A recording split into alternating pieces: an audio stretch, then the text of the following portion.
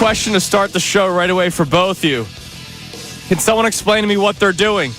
Here's the twist. Which team am I talking about? It's Kincade and Salciunas here on 97.5 The Fanatic. This is Kincade and Salciunas. This Phillies team has that swagger. I come in feeling better about the Phillies team. I feel the same way that I felt going into the Dodger series because of how early it is. Kincade and Salciunas. John Kincade, Andrew Salciunas. 97.5 The Fanatic and 97.5thefanatic.com. And a good Monday morning, Philadelphia. I'm Andrew Salciunas alongside my man, John Kincade. Johnny, happy Monday. Hope you had a wonderful weekend. I did, and thanks for the alert about the active shooter yesterday. Yeah, you're welcome. As I'm watching the Masters, and Andrew says, hope you're safe. Yeah. And I'm sitting there going, I care about you. I want to make sure appreciate you. you're Love all right. you too, buddy. But I'm like, what the hell's he talking about? Yeah. And my wife's like, oh, yeah, there was an active shooter downtown Landview. And I'm like, really? Yeah. I said, wow. Unfortunately, Crazy. everyone is Everybody's okay, though. Yep. So that's good. But yeah, scary situation in Thanks for the scare. downtown Westchester. Yeah, it was crazy, man. Crazy. All right, so I jokingly say it, but I'm dead serious. If I ask the question to start the show, you know, I always like to ask a question to start the show, get the audience engaged. Can someone explain to me what they are doing? If that was the question, you might want to ask, which team are you talking about? And I can respond with, you pick. Because the scary thing is you don't know if I'm talking about the Phillies, who had a horrible weekend, dropping 2 of 3 against the Cardinals. Game 1, sure, they looked like a team that had an extra innings game the night before and had to travel. And But really, it's they're sleeping in first class seats, recliner first class seats. Exactly. Could you stop? And then yesterday was awful. Wheeler not his best stuff, and of course lineup construction, which we will get to. Which is why I asked the question: can someone explain to me what they're doing? I can also talk about the Sixers when I asked that question, who ended their season yesterday. The losing streak continued. The tank is official as long as you can get the draft lottery to go your way. And then Daryl Morey, Nick Nurse was there. It was like a Howie Roseman Sirianni press conference when Nick I'll talk. Yeah. I'll talk. But it's mainly Howie. Did you ever get in trouble like at school or something and your parents had to come and they'd be like, you just sit there. Yeah, just sit there. I'll do the got talking. This. Yeah. Yes, that's happened. Nick Nurse and Daryl Morey spoke to the media after their final game yesterday. And there was a lot that Daryl Morey had to say and a lot where I asked the question, can someone explain to me what they're doing? So we'll get into both teams today. But real quick before we continue, on Friday, Johnny, you and I were both intrigued by the topic that Bill Colarulo had for the listeners of the Mike Missanelli show, sans Mike Miss. He was at Augusta. It was Bill Colarulo and Andrew DeCecco. And remember, he asked the question, what makes everybody feel so confident that the Eagles will have another hit in the draft, right? We're just kind of at the point where we're expecting the Eagles to continue to do well in the draft. Nobody can tell you, John, that it's a lock that they have a great draft, that you can't guarantee that they have a great draft. No one can say that. Yeah, you won't know. And by the way, you won't know for maybe a year or two, right?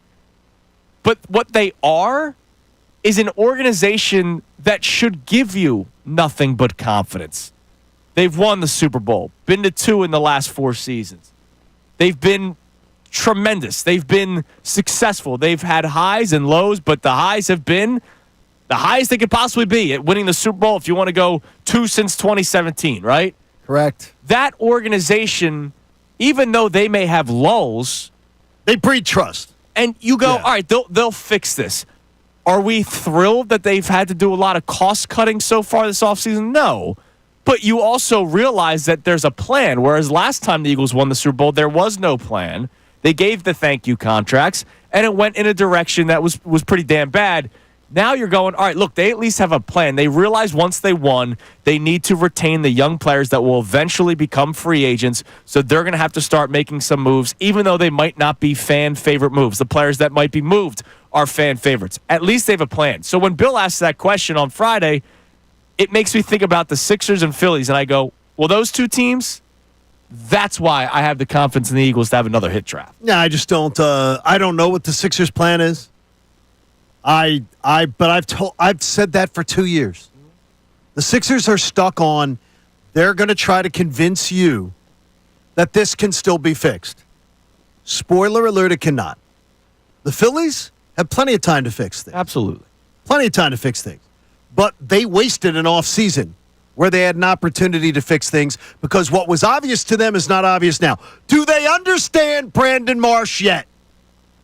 If I hadn't said this all off season, I would not be so angry about it. Do they know what Brandon Marsh is yet? I could have told them. I tried to convince our boy Connor Thomas that I knew the answer to this question, but they seem to not be able to figure it out. Do they know yet?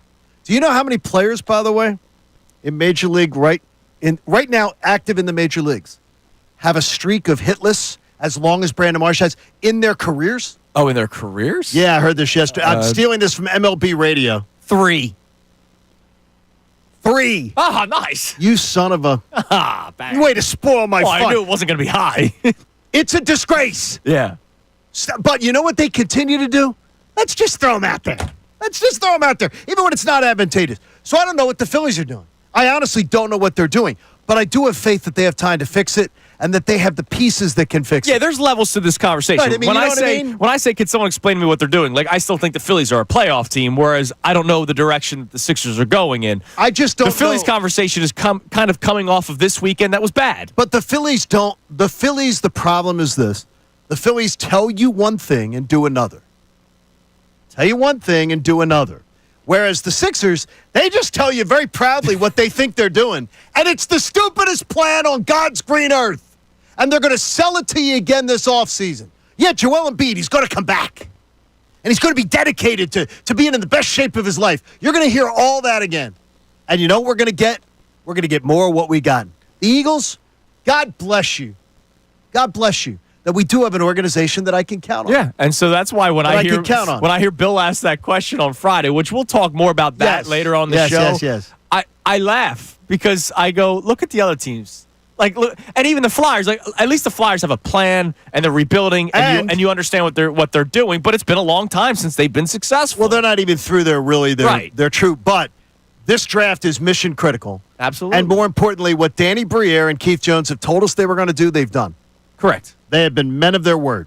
Now they just got to make their decisions right. Right. And this is their big off season, and we'll see how it plays out. Huge. So we'll start with the Phillies. I would like for somebody to try to explain what they are doing. Now, there are some people. You mentioned Brandon Marsh. The next segment will be a Brandon Marsh segment, much like my timeline is the Brandon Marsh timeline, or just my Twitter profile, because at this point it's just nothing but Brandon Marsh tweets.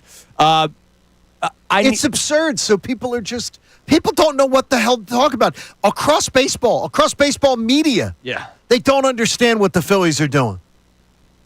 You're investing so much in it. So that's why your timeline's getting polluted with it. Well, and there are some people that are responding with, this is why they're doing it. So at least people are trying, John. Gotta have patience with him. He's coming into his own. Like, we have a ceiling. He still has a ceiling. No, he doesn't have a ceiling. He hit the ceiling. That wasn't necessarily the answer I'm seeing on social media. I'll tell you what it is coming up next. Ceiling. But you don't have to like the answer. And I'll tell you right now, I don't like the answer that people are trying to give me to explain what the Phillies are doing. So coming up next, Brandon Marsh. We start with the Phillies and their outfielder, because yesterday he was in left, and my God, did he have another moment in the field that makes you wonder, how good is he? Instincts. 610-632-0975. The question is, you can try to answer it, or if you just want to vent, have at it. Because today's one of those days after a weekend like that. Terrible. In Philadelphia sports. It's Kincade and Salciunas on this Championship Monday, Johnny. Don't forget that part of it. Here on 97.5 The Fanatic. Tyrone Johnson. It's notable, not just that they won.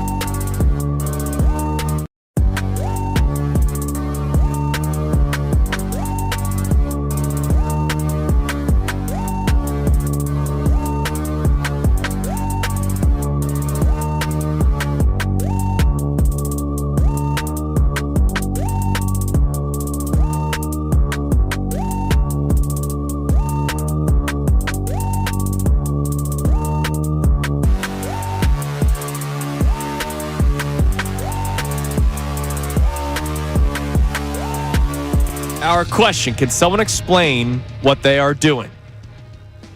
And then you could be the judge if we're talking about the Phillies or the Sixers when it comes to this conversation. But for the 6 o'clock hour, we're starting with the Phillies. 7 o'clock hour, we'll add in the Sixers. I really appreciated your mini early rant on Brandon Marsh. I just can't. I can't with and I'm glad to see social media has turned. Yeah. Because I mean, I was tired of the last few years having the same conversation over and over again. That, guys, it's not about at this point. It's not about vibes, ceiling. It's not about a ceiling that he hasn't hit yet. It's not about vibes. He is who we thought he was. Yeah. No, he is who some of us thought he was. Right. Well, here's the one thing that I will say. Okay. Go ahead. All right. In defense of where he is right now, good luck. He's not this bad. No, he's not. You're right. It's the same with Alec Boehm. Maybe this is Major League Baseball now having a better book on him. Which I said and this to you. is who he is. Which I said to you a week or two ago. This is exactly who he is. You can be right about them having a better book on Brandon Marsh and maybe also Alec Boehm. Now, obviously, we all feel a lot more confident in Boehm than Marsh because he's a better baseball player, clearly. But Marsh isn't a 111 hitter or whatever. 108? 108 now? No. Oh, jeez. You are what you do. You are what you do, Connor. Here's the deal. You're like, he is. Watch he is. how they In fact, he is. Watch how they pitch him. That up and in strike. He can't get to that pitch. He can't More hit it. importantly, he's in, and then he's looking at pitches. Yeah. Like strikes right down the And middle. now he's taking it to the field, too. Yeah, no. He's look. He's a butcher now. He's a bad baseball player right now. He's a bad baseball player. I've been trying to tell a lot of people that he's a fourth outfielder. I don't believe he's some Gold Glove candidate, despite him being a finalist last year. I don't believe he's got upside with his bat. I really don't.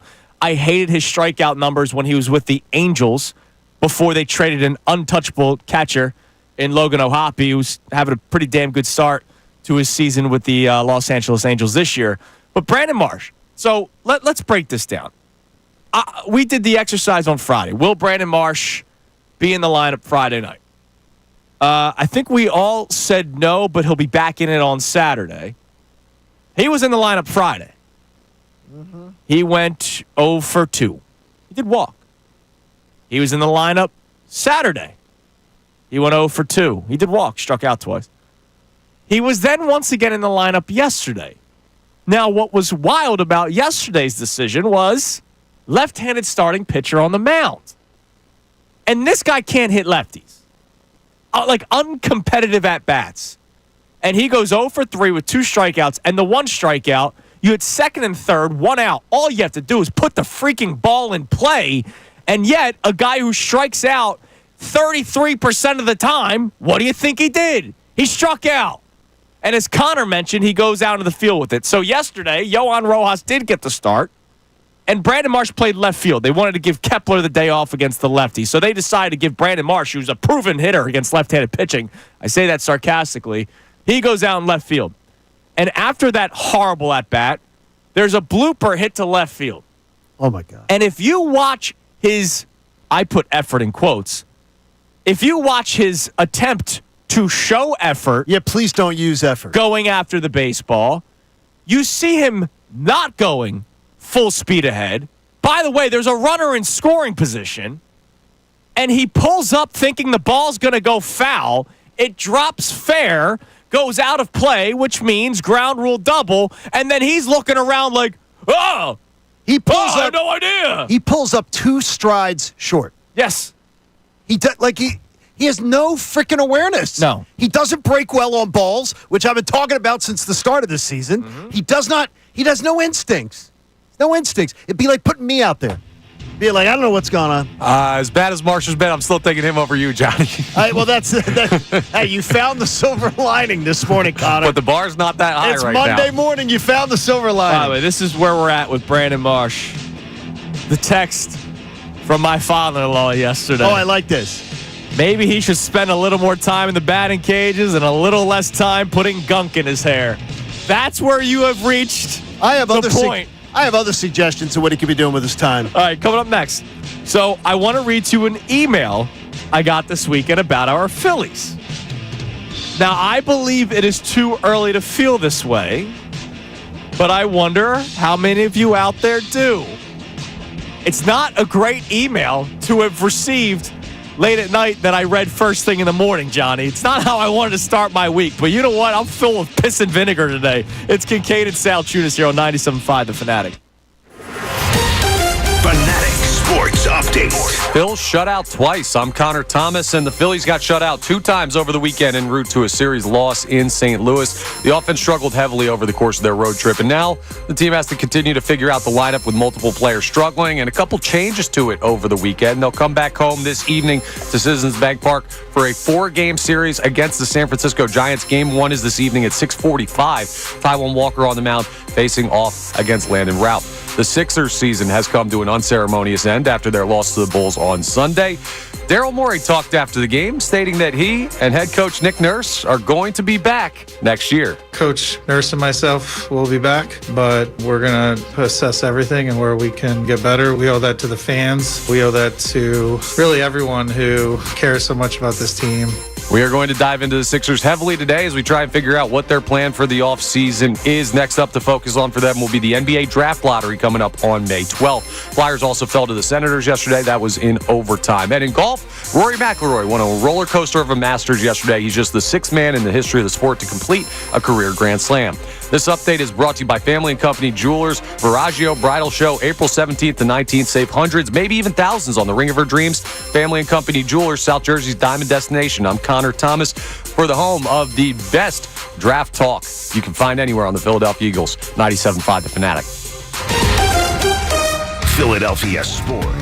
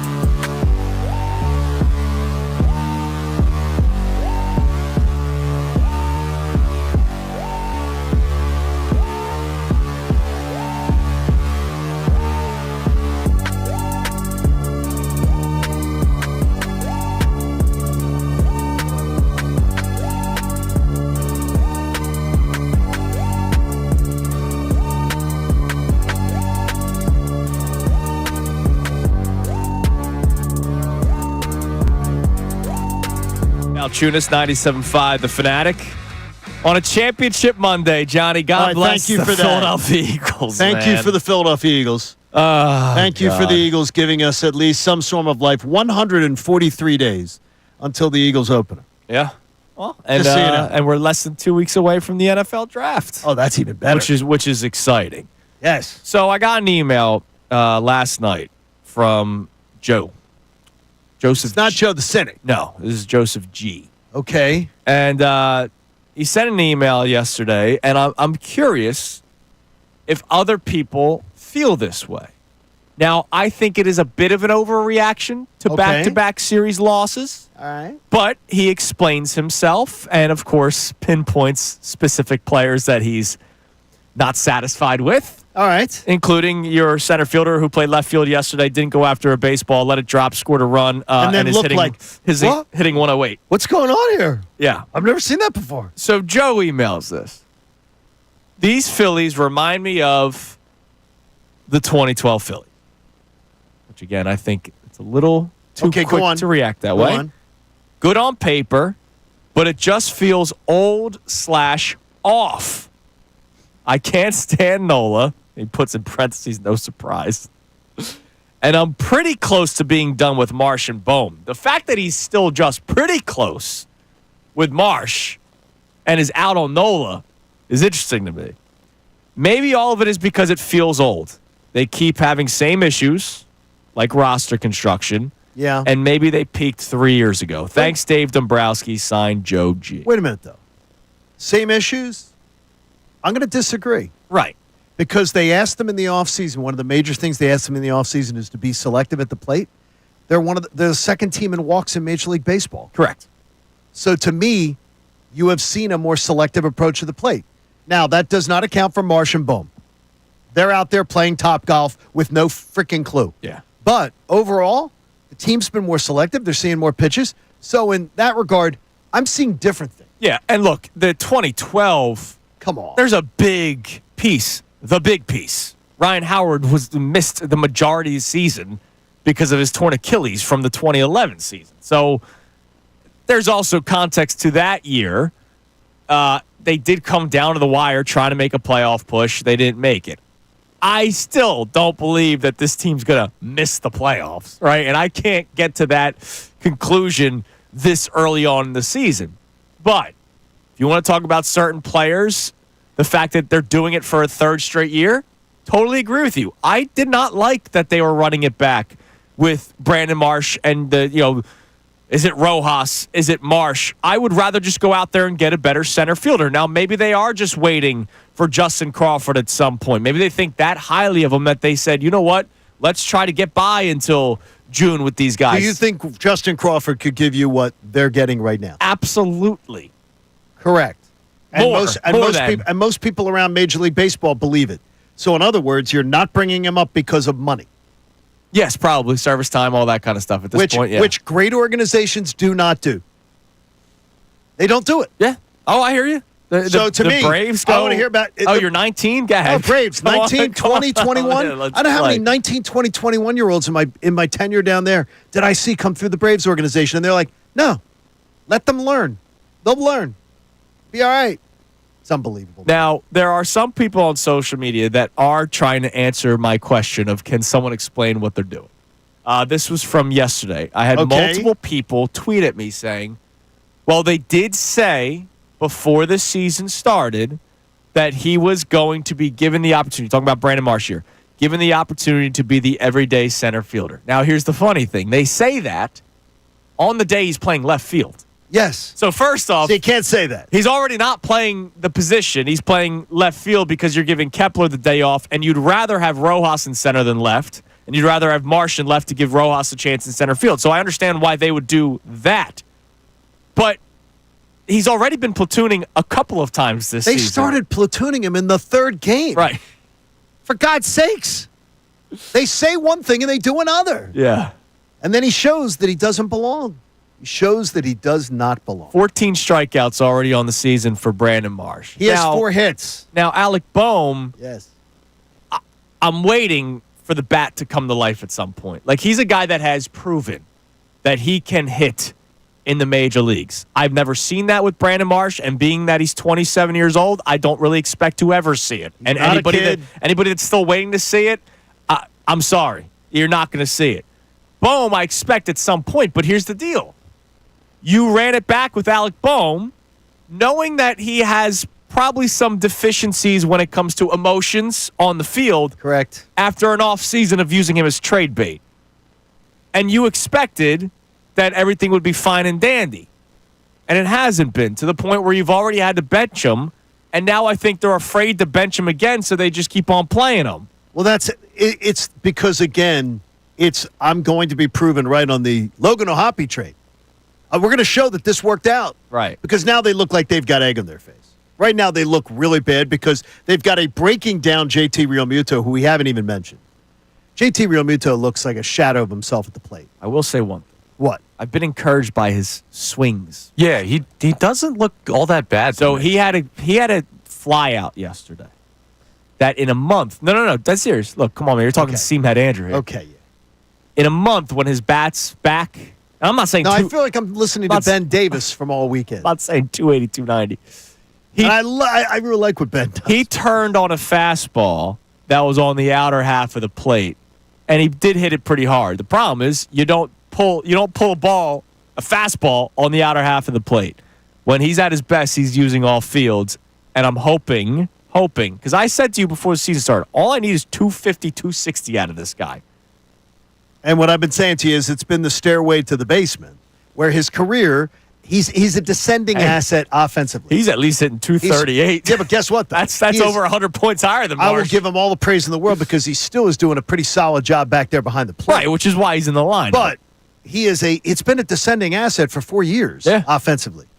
I think it's going to be the worst. It looks like it's going to get worse, not better. And I don't see the big bounce back year where he's going to be like, wow, this is like 3 years ago. If I don't get, see it. Well, no. He's not going to do what he did 3 years ago. All I'm asking for is 250. Okay, what I'm asking for is he going to be better than he's been the last 3 years? Because he's been descending. He's been descending for 4, by the way. Yeah. So is he going to be better than those years? As long as he can stay healthy, I believe he'll be like last year. Well, last year wasn't good enough. We're looking for a bounce back year from last year. I'm not looking for him to be a bounce back bat. I'm looking for him to still be the great catcher that he is. I understand where he's at this point in his career. And he is one of the best back Yeah, like I'm not expecting him to all of a sudden start driving the baseball and hitting 25 home runs again. Okay. I'm just saying but it does mean you don't re-sign him. Correct. Oh, okay, I've already seen it. Okay, good. Because I don't want to go down a Sixers path. I don't want to go down this. Let's just roll it back. Let's just keep doing it because I'm sure GM Bryce Harper will have something to say about it. Right. I'm on board with not bringing him back. I'm sure he'll have more signed JT signs will come up. I don't know. You don't think so? I don't think so. I don't think so. You don't think he's got a petition I think Bryce for him? Harper wants to win, and I think Bryce Harper may realize the same things that you're realizing. I don't know why the baseball people don't realize what I realize.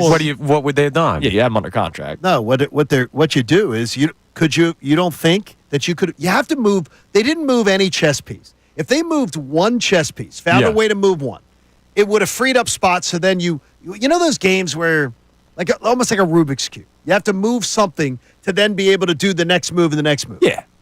You don't think they could have done something? You don't think they could have done something with one of the names instead of with Alec Bohm, which they did it publicly? Yeah. Yeah, but Which was dumb. It's got nothing to do with JT. Like they had moving JT was not good for the team. Moving JT was not a possible solution. If to they anything. still had O'Hoppe, it would be different. Yeah, but they don't have O'Hoppe. yeah. So now you weren't going to go into the year with Marchand as your starting. And now you prove and you go, okay, well, let's prove over and over. Try to prove over and over again that we did make a bad trade. Right, and that's one of the biggest problems right now that we should have with this organization. So I'll ask you guys, does this feel, to Joe's email, who says this feels like 2012, still the same kind of hype going into the year?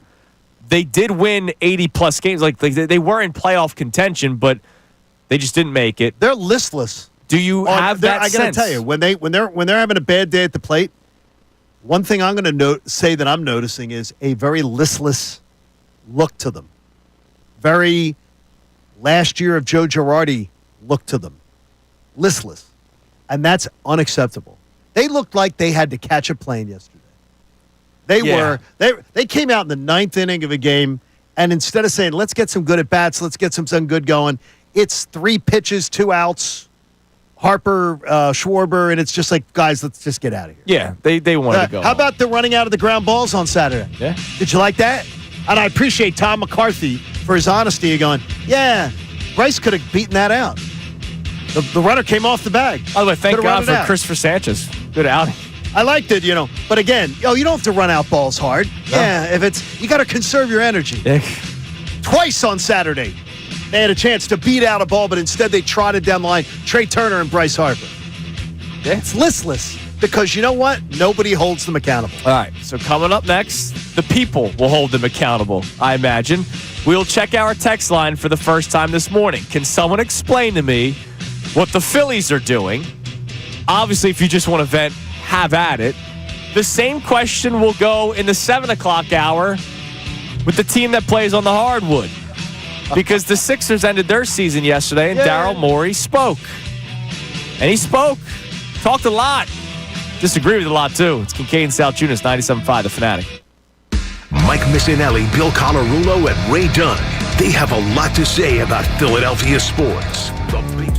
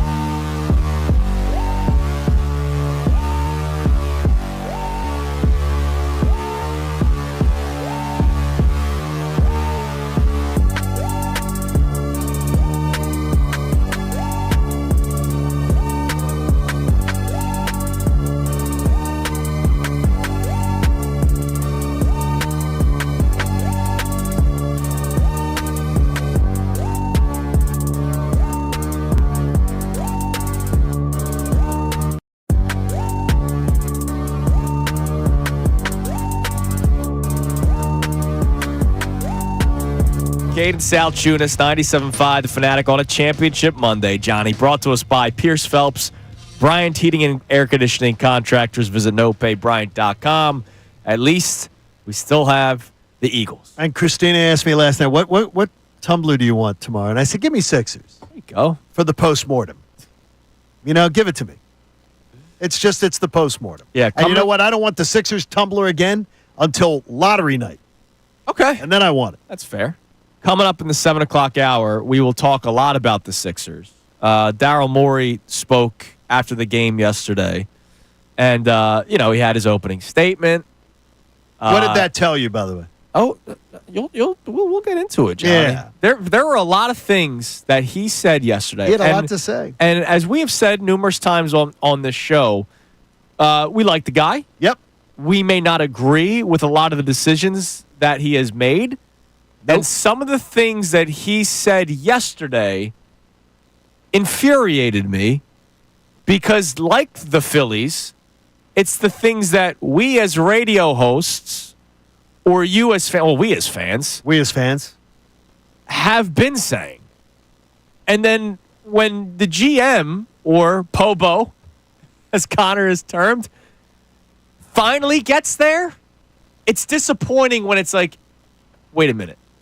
You're the guy that gets paid lots of money. $8 million? Was that like $8 million? To make the decisions for the team that I spend lots of time and money to watch and follow and support. I'm just a guy. You're the title person, and you're just realizing this? I'm glad because he's reinforcing things that I've been saying on the radio since 2022. Right. I'm shaking my head where we're at. So, yeah, the Sixers portion of today's question of can someone explain to me what they're doing comes your way in the 7 o'clock hour. But we started off talking about the Phillies after a pretty bad series with the Cardinals. No, that was a terrible series. That's not a good baseball team. No, the Cardinals are not a good baseball team. And the Braves were well under 500, and you've lost back-to-back series now. And the Braves have lost every other series. Yeah, so the only team they've beaten is us. Just a really, really bad weekend for the Phillies, and I know everybody got excited about the Bryson Stott leadoff lineup. I was intrigued by it. I'm still intrigued by it. Yeah, my only thing was I still saw two names in the lineup that shouldn't be right. in But I'm very much intrigued by that, but I don't believe Rob Thompson came up with that. Leading off Bryson Stott. I think that's an upstairs. I think that's an upstairs lineup. I think a lot of it is upstairs, including Marsh still being in the lineup. Because if I'm Rob Thompson, all right, I know people have their opinions on Rob Thompson, right? Do you really, really, really think that the manager wants to keep throwing a guy in the lineup who has not had a hit since what? March 31st. Do you think he really wants to pencil him in? This is going on one of the longest streaks for a starting player. Yeah. We're approaching in days and at bats. Right, and you're saying we're coming on it. Starting player. This isn't a guy that pinch hits. Right, this isn't that. This is bad. So who knows? All right, what do we have on the text line? I imagine the people are feeling it this morning about our Philadelphia Phillies after that just bad weekend. Yeah, so we have a check-in here from Bruce who says, "Morning, men. Had a headache all weekend caused by the Phillies. I do not understand why Marsh continues to get opportunities. Wouldn't hit water if he fell out of a boat. Lineup construction. Also, I do not share your same confidence that Bohm will get it together." And I don't think confidence. Confidence that Bohm will improve? Yes. Confidence that Bohm will get it together? Hell no. Well, and that's the thing. I'm not there. So confidence that he's going to improve? Yeah. Because he's done it time and time again. He's a career, probably 270, 280 hitter, and he's had two very good seasons as he's been entering his prime. So he doesn't stink.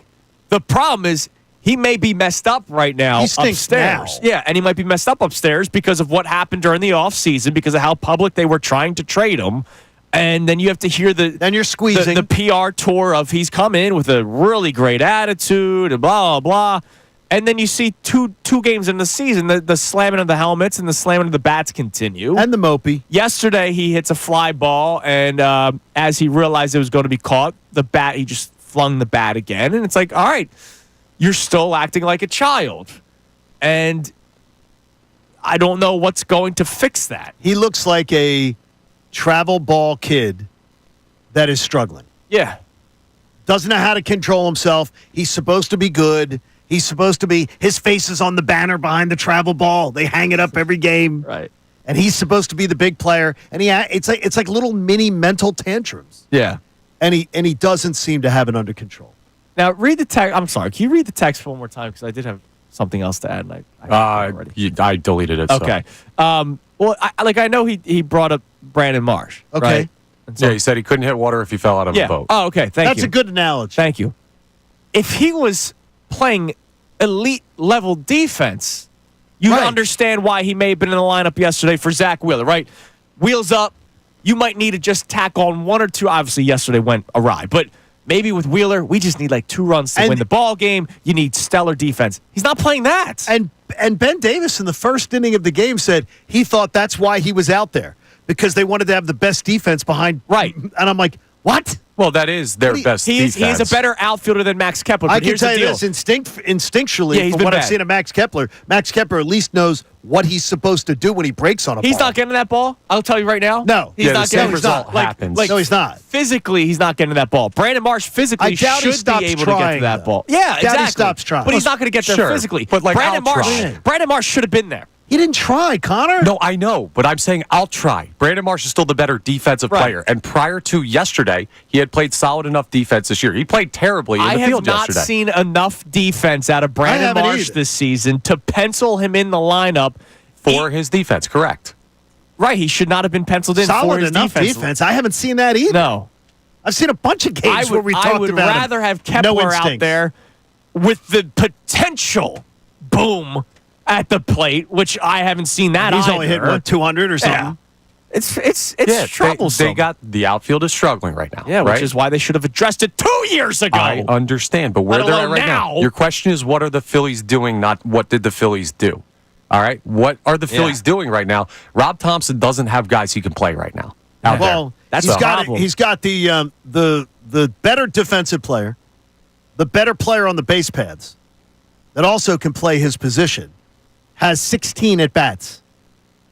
Marsh has 45. They have the same amount of hits. Yeah, look, Brandon Marsh. It's ridiculous. Brandon Marsh It's should. freaking ridiculous. I sound like a broken record. He should not be in the lineup tonight. You're starting a series with the Giants, right? Like, there is no reason. Seriously, no reason, because it's a right-handed pitcher, so Kepler's in left field. Yes. There is no reason to have Brandon Marsh out in center field today, because you can't give me splits. You can't tell me or Bob Bipp or any of these stupid stats. He can't hit. Tell me about a bat barrel. His bat barrel percentage. He's really barreling it up. Shut up with that. He's not doing any of that. You know who doesn't have to use those numbers? Competent major league players don't have to use those numbers. And all weekend long, I'm getting lectured about, well, his bat barrel percentage is really good. I'm like, shut up with that stuff. Stop it. Just say what it is. It sucks right now. Brandon Marsh is not playing good baseball. And oof. Might boycott if he's in the left. Oh, it's bad.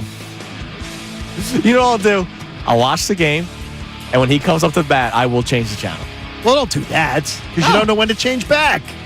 Oh, it'll be quick. Oh, I know it'll be. It's usually 4 pitches. Yeah, you know what, dude? Yeah, just I count. know exactly when to go back. 1 Mississippi, 2 Mississippi. Oh, God. All right, coming up next, we'll reset today's topics. We'll check a couple more texts on our Phillies, because we then get to talk about the Sixers.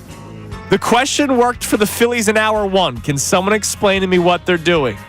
Yeah. The question also works with the Sixers in hour 2. That comes your way to start the 7 o'clock hour here on Kincade Salciunas, 97.5 The Fanatic.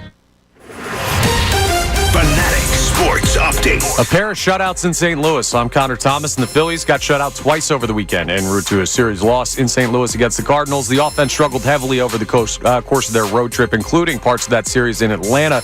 And now the team has to continue to figure out the lineup with multiple players struggling, including Alec Boehm and Brandon Marsh. They'll now come back home to the bank for 4 games against the San Francisco Giants.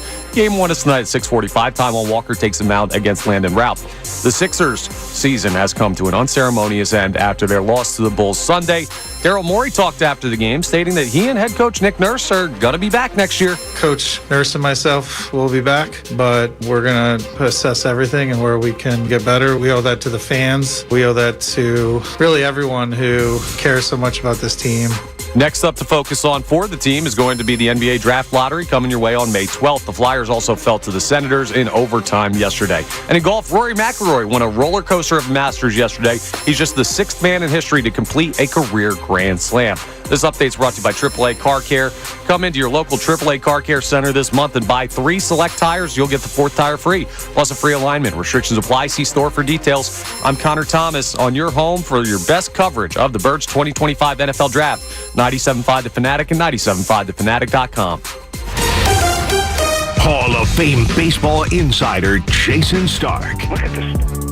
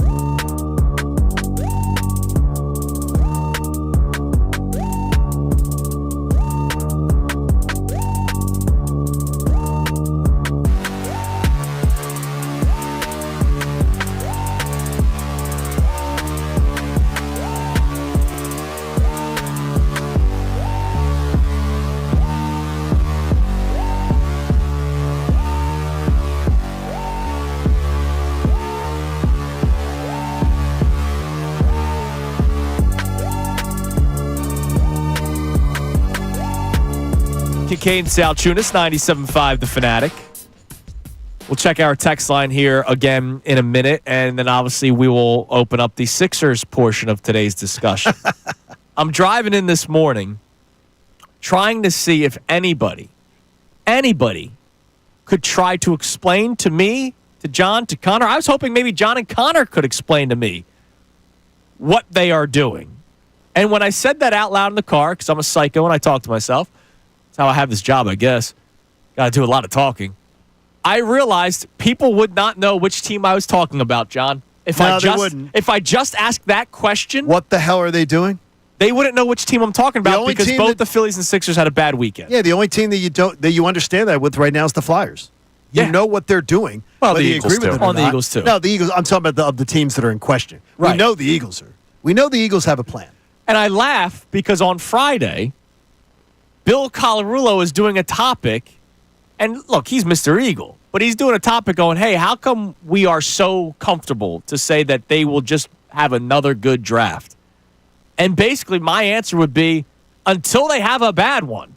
That's why I'm so confident. It's been 5 years since the last bad draft, and you still got your franchise quarterback out of it. Right? Like, think about that. The last bad draft still got you your Super Bowl MVP. That is incredible when you think about that. It's just there's a level of confidence too when you've seen 3 Super Bowls in 8 years. Right. 8 seasons you've seen 3 Super Bowls. So there's a level of confidence. You're arrogant. You're arrogant about what you know about football if you start picking apart the Eagles. Right. Because the Eagles are like, are you kidding me?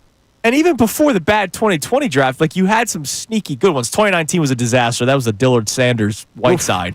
But 2018 was Goddard, Maddox, who was okay for some time. Sure. And Josh Sweat. And, oh, by the way, your left tackle, Jordan Mailata. That's really good. And Like- Jordan Mailata was Yeah. But it's like when Bill 7th asked round. that. Let's hope this works. Right, let's see what works out. And That's not and ultra. it worked out great. It did. And it kind of it subtracted the Andre Dillard horrible first-round pick. But when I heard Bill say that, I said, dude, because they've been good. The Sixers and Phillies, even though the Phillies have been successful, some of these issues we've pointed out. Yeah, well, no. Our listeners do every day. Our texters do every day. My social media feed is filled with that every day. Yeah. And it annoys the hell out of me when the guys who are paid millions to make these decisions, they don't understand what we understand. Like when you saw Brandon Marsh in the lineup yesterday, in all seriousness, did you go, oh, let's see how this goes? Nah. No, my immediate reaction was, what are you doing? What the F are you doing? Like, that was my immediate reaction when I saw him in the lineup yesterday going up against a left-handed pitcher, which he can't hit. Cannot hit. He can't hit right-handed pitching right now either. But when I saw that he was in the starting lineup yesterday, I cursed out loud. Like, what are you guys doing? I was floored when I saw it. And I was floored. Now, look, like I'm getting on Ben Davis a little bit about this morning. He's got a job to do. But he was in spin doctor mode all weekend about Bohm, about the lineup. And yesterday was they need a really good defensive lineup out there because Wheeler will want that. Like, really? Really? Is that it? Is that where we're at now? I would have rather... He'd like some run support. I would have rather trotted out the attempt of Sosa in left field again. As much as I hated it the last time. I like desperate well, Wheeler times. wouldn't have objected. Desperate times call for desperate measures. Like, Brandon Marsh is unplayable. And if he's in the lineup today and they tell me, well, there's a right hand on the mound. This is our right-handed lineup. I can't allow that to continue. If people don't believe, and I've seen it over the years, whether I've been embedded with a team as a reporter or whether I've been doing my job, if they don't believe that there are players in the lineup walking in and seeing the lineup and going, oh, crap. Oh, yeah, exactly. Again, they may love Brandon Marsh. Yeah. They love winning more. I assure you. They love winning more, and they want to come every day, and they're like, when players start to just roll their eyes at decisions that are being made, that's when you got problems. And I guarantee you there are some. Whether it's all, no. Right. I'm not telling you all, but there are some in that clubhouse that are going, okay, what are we doing now? Yeah, why is this what This we're is doing embarrassing. right Yeah, the issue, like the what are the Phillies doing thing is just going with the options that they kind of have right now. They don't have a very clear, like, we can do this to mitigate that response for where they're at in the season right now. You can't send the guy down right now. He has two options to do so. No, I know you can, but like... So why can't you? When you say that, and he has two options to go down, why can't you? Because you're not bringing Crawford up because of the service time thing. We already know they're not doing that. So whatever, we just got to accept. So it. they're not trying to Here's win. the thing. That's not not a can't. That's a That's want. a wall. But they won't. And you know what? Does that mean that's the right decision? And more importantly, no, it doesn't. But they're not going to do that. So they don't have anyone else because outfield is a black hole for this organization, even at the minor league level has outside been of Crawford. for a while. And to be fair to Crawford, it's not like he's major league ready heading into this season. He was a guy that we were kind of surprised was at AAA. Do you know how many guys go from AA to major leagues? I understand. I'm just saying. Especially top prospects. Okay. They don't have like a bona fide left fielder or center fielder waiting in the wings at this moment right now. Now the kid can come up later on in the season, and I think he will, and I think that will be good for the team. And right now I'd rather have him than Marsh. But let's just take Crawford off the table right now because we're 16 or 15 games into the season. What else do they do? Like Kepler is not hitting well right now, and he's not great defensively. Rojas is what he is. What else do you do in the outfield? Like Rob Thompson's hamstrung right now by his outfield not hitting. Yeah, well. Oh, he absolutely is hamstrung by that. There is one other option. As you're listening to 97.5 The Fanatic, WPEN HD1, Burlington, Philadelphia, Beasley Media Group station, broadcasting live from the Comcast Business Studio, powering possibilities. And what is that? This other option wouldn't be until potential trade acquisitions, right? Which we do probably expect that Crawford would be up at that point. Crawford better be up by then. But that doesn't mean that Max Kepler is all of a sudden a good left fielder. Mr. I want to win goes back out. Move Harper back out to right field. Castellanos goes to left. You get your right-handed power bat. Wow, as that'd be a baseman. really interesting thing to try. You know, he's willing to do these things. No, but in all seriousness, in all seriousness, that's what this team should absolutely be considering if Crawford comes up in center field, right, and let's say he's very good, doesn't mean that Kepler is all of a sudden going to start hitting the baseball or being a good outfielder. There's a legitimate shot, or not a legitimate shot, because I don't know if there's a legitimate shot. There's a possibility. I would say it may be best for the team at some point if he were to go back to right field, Castellanos to left, and you will acquire a first baseman at the deadline that's right-handed and provides you that right-handed pop bat that I've been so desperately asking for since last season. I love you. I love the way you're thinking. You like that? No, I love it. Thank you. I love it because that's what I think we need to be. Right. They will have options. They don't have them right now. They do have options. They won't exercise them. If he actually means it, by the way, difference. too. They will not exercise them because of a money issue. Or they're not exercising options because we have a desire to prove ourselves right. That could be a That's the problem.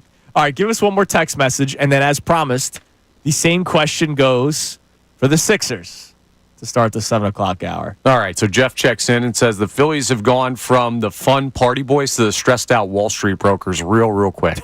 Yeah, I mean, look, vibes, they were a good baseball team. Like, forget the vibes thing, right?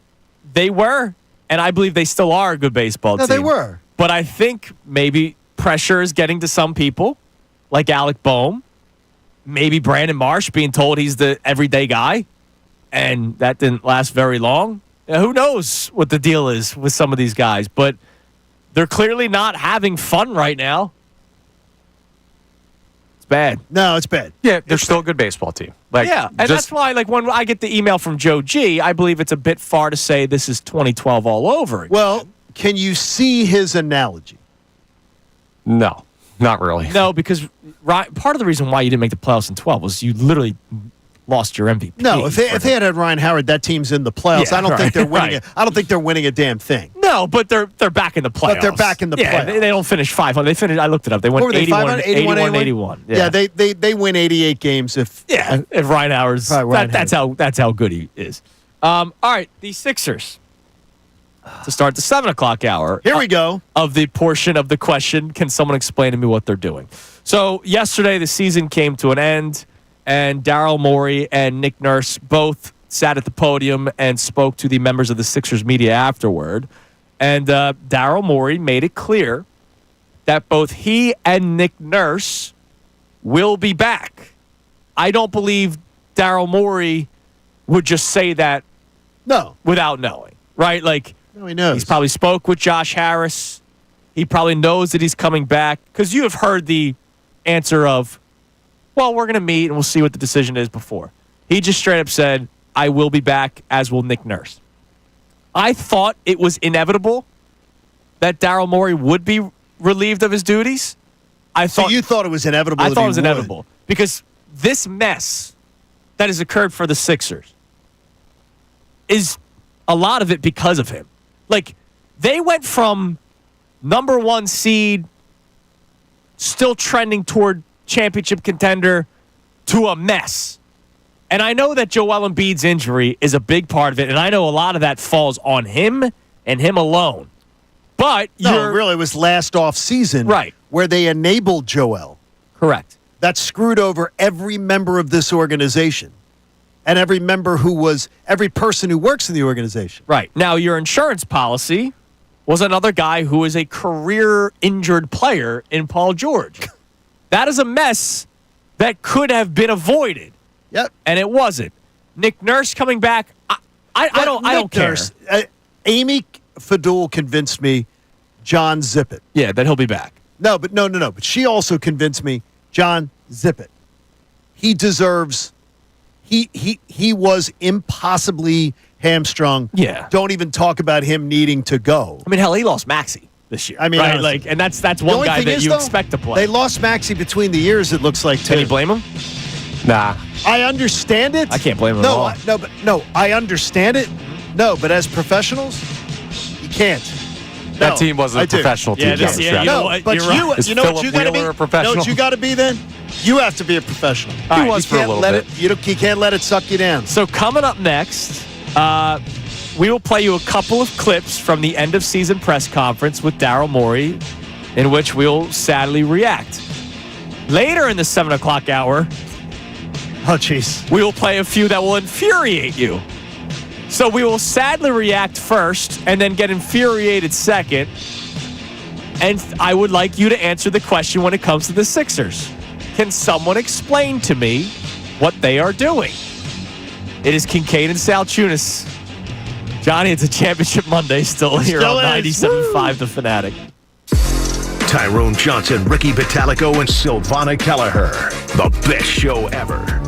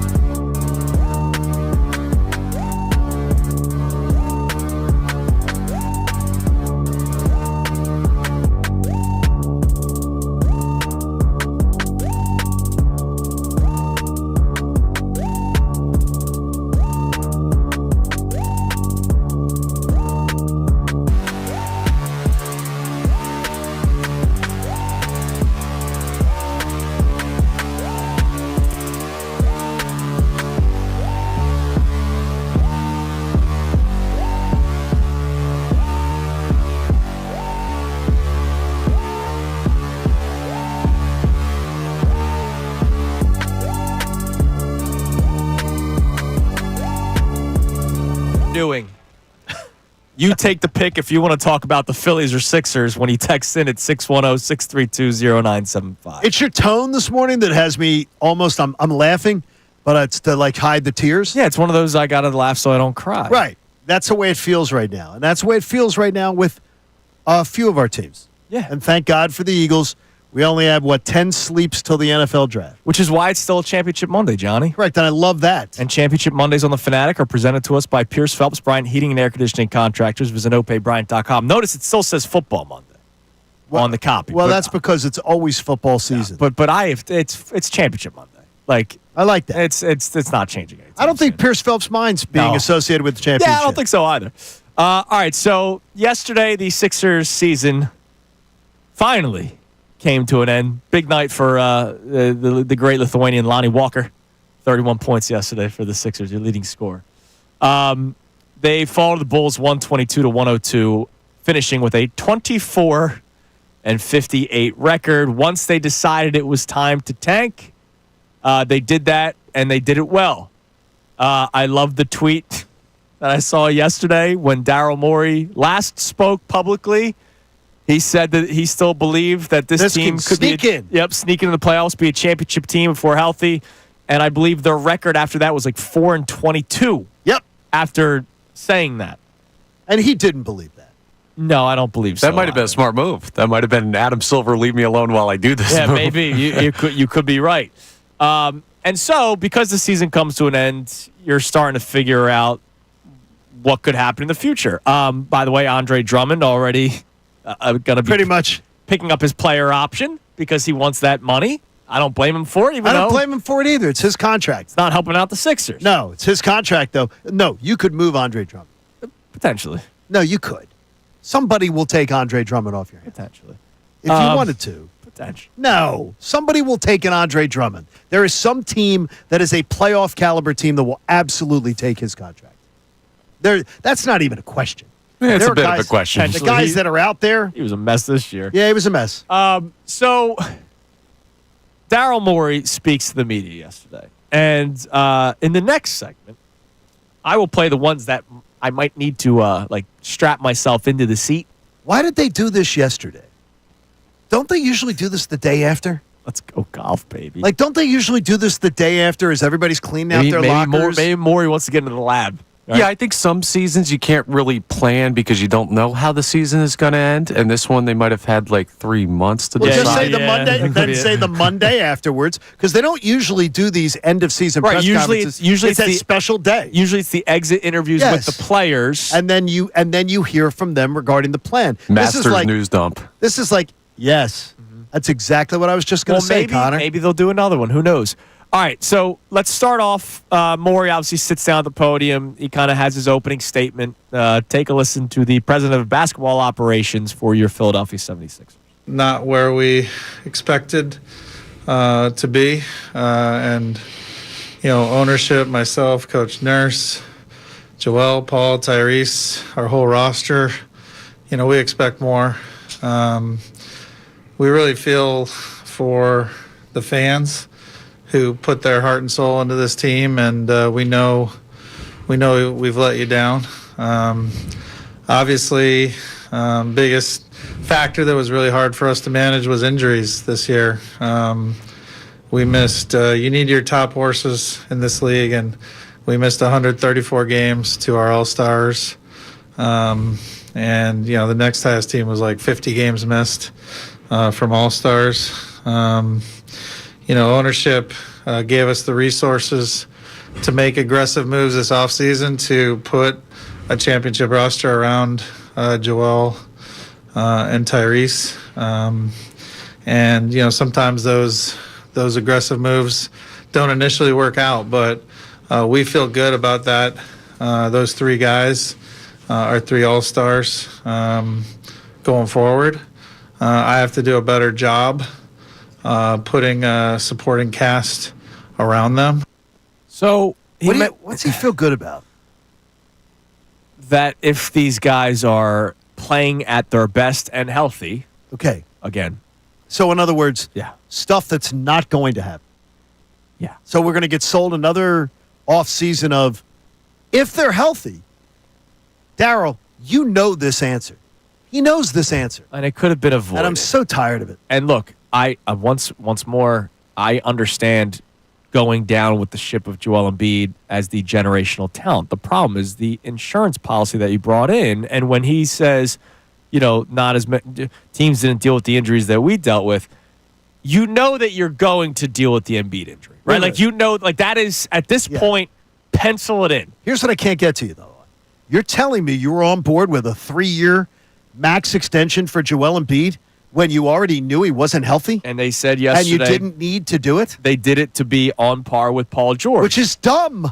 Because Paul George is another player that is often injured. What does it mean? He wasn't injured last year. Why? Because it was a contract year. Yeah. He wanted to get paid. Yeah. He wanted to get paid. So you know what he did? He came to work every night.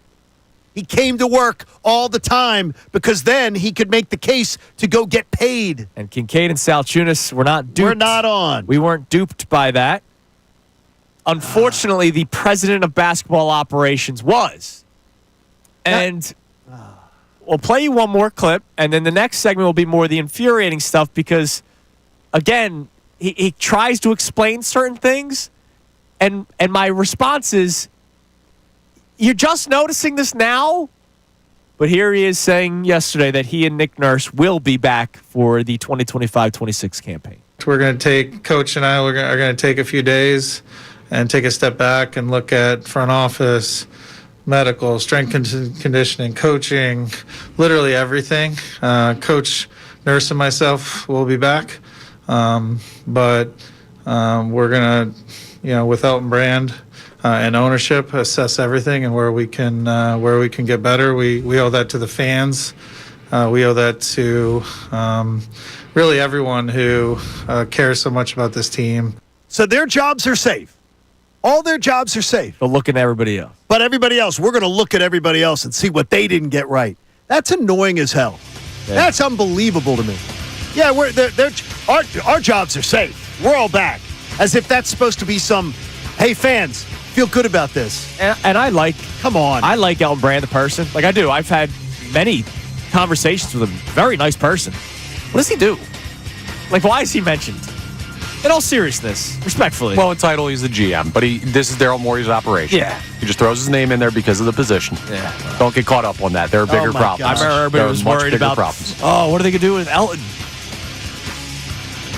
Who cares? All right, coming up next. All right, we'll play more audio.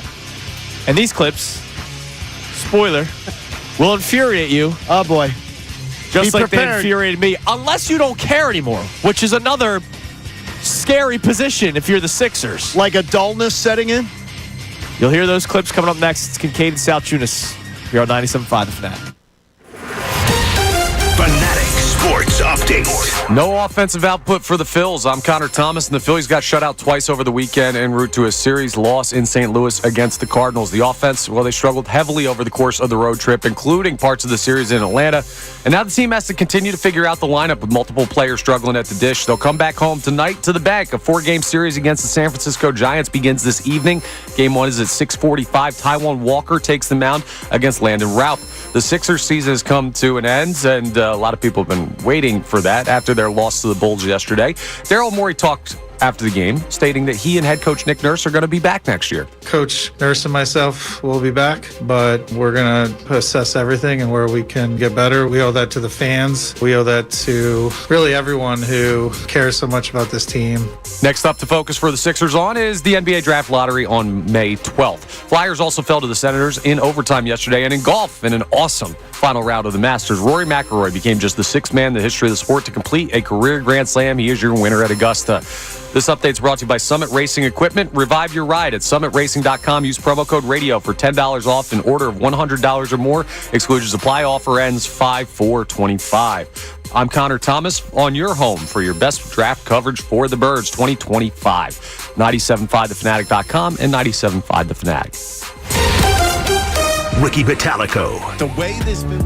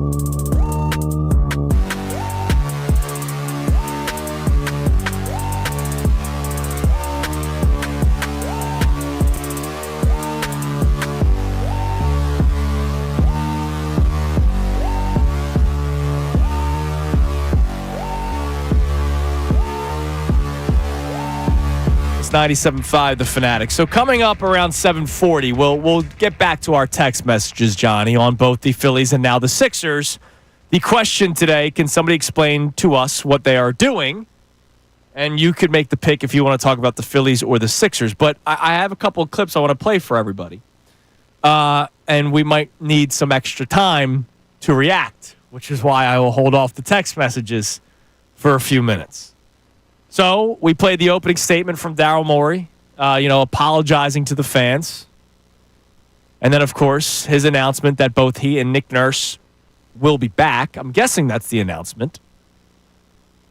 So then the press conference starts when the journalists who cover this team are allowed to ask questions.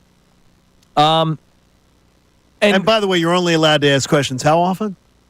I mean, Daryl Morey, honestly, Punxsutawney Phil appears just a little less annually than Daryl Morey does. Now, by the way, the invitation to join our show has been out there over and over and over again. It gets tiring. And if you remember, way back during the season when things really started to take a turn, I remember Amy was in with us, so it was a Tuesday. I said, don't do what your buddy did. Sam Hinkie was doing the process, ran and hid, and made Brett Brown be the guy that had to answer all the questions about Embiid's health. It was basically deja vu this year, but instead of Sam Hinkie, it was Daryl Morey, and instead of Brett Brown, it was Nick Nurse. And I don't believe that is fair for the head coach of the team to have to do all that kind of stuff, even though it may be a part of his job. So one of my problems with the Phillies right now is that there's a lot of, we told you this would be a problem. The same goes with the Sixers. Okay. So let's play this clip, Connor, when he talks about how he needs to sign younger players. Take a listen. When you go through a season like this, you need to really take a step back, and everyone needs to find a mirror, starting with myself. What could have gone better? What can I do better? And there's quite a few things there. I would say one of those things is I was very focused on finding veteran-type players who, generally perform very well in the playoffs. And I didn't put enough emphasis on the team getting through the regular season. And so next season, for sure, we will be a younger, more dynamic group. Well, you're going to be a more dynamic group just for the fact that you get Jared McCain back. That helps. I mean, that's going to, because what did we see out of him? We saw a dynamic piece. Yeah. That I hope isn't in any way hampered by his medical condition or what happened this year. Right. Nah, he'll be fine. But I'm excited about that. He's 21. And you'll get a jolt, not total impact, but a jolt with if you have the top 6 pick. And yes. Fingers crossed. But if you guys remember, because it's been a long season, right? I know it's been 82 games, but it feels like it's been 8,200. Reggie Jackson was on this basketball team. Eric Gordon was on this basketball team. Did anyone think when these guys were picked up, like Kyle Lowry was still on this basketball team, who, by the way, said yesterday he would like to play one more season. He hopes it's here. Your 3 backup veteran guards were Eric Gordon, Reggie Jackson, and Kyle Lowry? What? And those were guys, by the way, Kyle Lowry was supposed to play like a big role with this team like he did the previous year when they bought him out and he played better than expected. I don't want to see it again. I don't need to see it again because I know what the result's going to be. Somebody's going to get hurt. But he's already campaigning to, I want to play one more. No. Just say no. We've been talking about getting this team younger for years. And one of the things that I will not disagree with, Morey, is the whole, look, veterans help you win, right? But, maybe the veteran star and, a piece. That doesn't mean your average age should be getting Social Security soon, because that's what this team was. This team, other than Jared McCain, who I think they were surprised by early on. We all were. This team was going into the season old. And everybody had those warning signs of age, except for the president of basketball operations. Go on. Another clip for you. This one, I'm appalled by.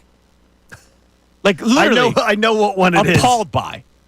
Take a listen to Daryl Morey realizing that he didn't factor something in going into this season. We need to hit the ground running. Another place that I know I needed to be better was just even starting out. Obviously, we didn't have health to start out, but even factoring that in, we need to hit the ground running starting at the beginning next year. And I didn't set the tone well for the group going into the season, so that will be another area we correct. John, he didn't factor in injury, John. No, and he didn't set the tone. He didn't set the tone.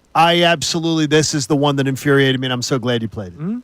Because it's the one that infuriated me the most. Yeah. How did a stupid, just absolute bump on a log like me when it comes to the NBA ramp up, John? Know all of this and know that ramp up was a load of crap and that they weren't telling us the truth about Joel Embiid and that they hadn't done what they needed to do. Tell Joel, you're under contract with us. You going to play in the stupid Olympics is something that was just done for you, selfishly. They didn't have a team plan. He had a Joel plan. And the fact is, that's what screwed this team this year. That was it. That singular decision is what screwed this team. Everything else, if Joel Embiid is healthy and plays 62 games, 63 games, come on. This team's getting ready for the playoffs. Yeah, absolutely. And I don't think they're getting ready for the play-in tournament. Right. They're getting I would think, looking at the East this year, I would think they probably, if you told me I get half the games from Paul George, and I don't believe they would have shut down Paul George as much or shut down Maxey as much. Right, they shut him down because of the So my guess is they would have fallen into the 4. I think 3 would have been the penthouse, and 6 would have been the outhouse for them. Okay. That's where I think they would have been. And they would have been dangerous. Yeah, they would have been. If they're healthy come playoff time, they would have been dangerous. But how do you not factor in injury when Joel Embiid is your best player, when Paul George was your big offseason addition, when Kyle Lowry is 38 years old, Eric Gordon is 36 years old, Reggie Jackson is 34 years old? How do you not factor those things in? You didn't factor in Tyrese Maxey getting hurt and missing as much time as he did. I don't blame him, no, right? That's a kid. Yeah. He's a kid. Like, you're not expecting Tyrese, you're not worried about. You didn't expect McCain to go down. But here's the other thing. You didn't expect McCain to be as good as he was. So I got you. I got you. That kind of is a minus, right? It evens out. I want to make sure in all this, because there is a lot of crapping on Daryl Morey today going on. That was brilliant. Jared McCain. That was great. Jared McCain, there was a time where he was leading Rookie of the Year betting. Look, he's hit on McCain and Maxey. So, to me, there are some positives. And the funny thing is, though, is he tends to make good decisions with the younger players and horrible decisions with the older players, but he keeps wanting to go to the older player well. Now I want to play one more clip for you. Because, again, Morey has said that he and Nick Nurse will be back. Does this clip tell you that other players will be back? Because take a listen to something that, again, I have been saying for 5 years. He wants continuity now, Johnny. Take a listen. Really? That's good. I think last year we had no choice but to have a lot of turnover. I think this year we're going to have a lot of continuity. So I think that will help. On the margin, all else equal, you'd rather have continuity than not. It wasn't really a choice we had. This year, really continuity with our main 3 guys is the most important thing. So that's going to have to develop during the season. Which is why I rip the stupid answer that I've heard for 5 years.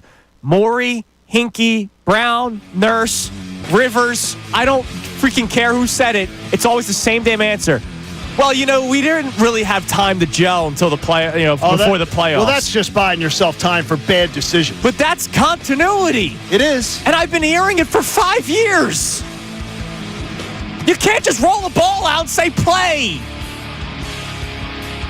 All right, come up next. We'll check the text line because I'm sure a lot of people would like to be a part of this conversation. I'm sure. Hey, Quentin Grimes' trade was good. I'm sure there's some frustrated cosplayers too. Okay, I'll give him credit for Grimes.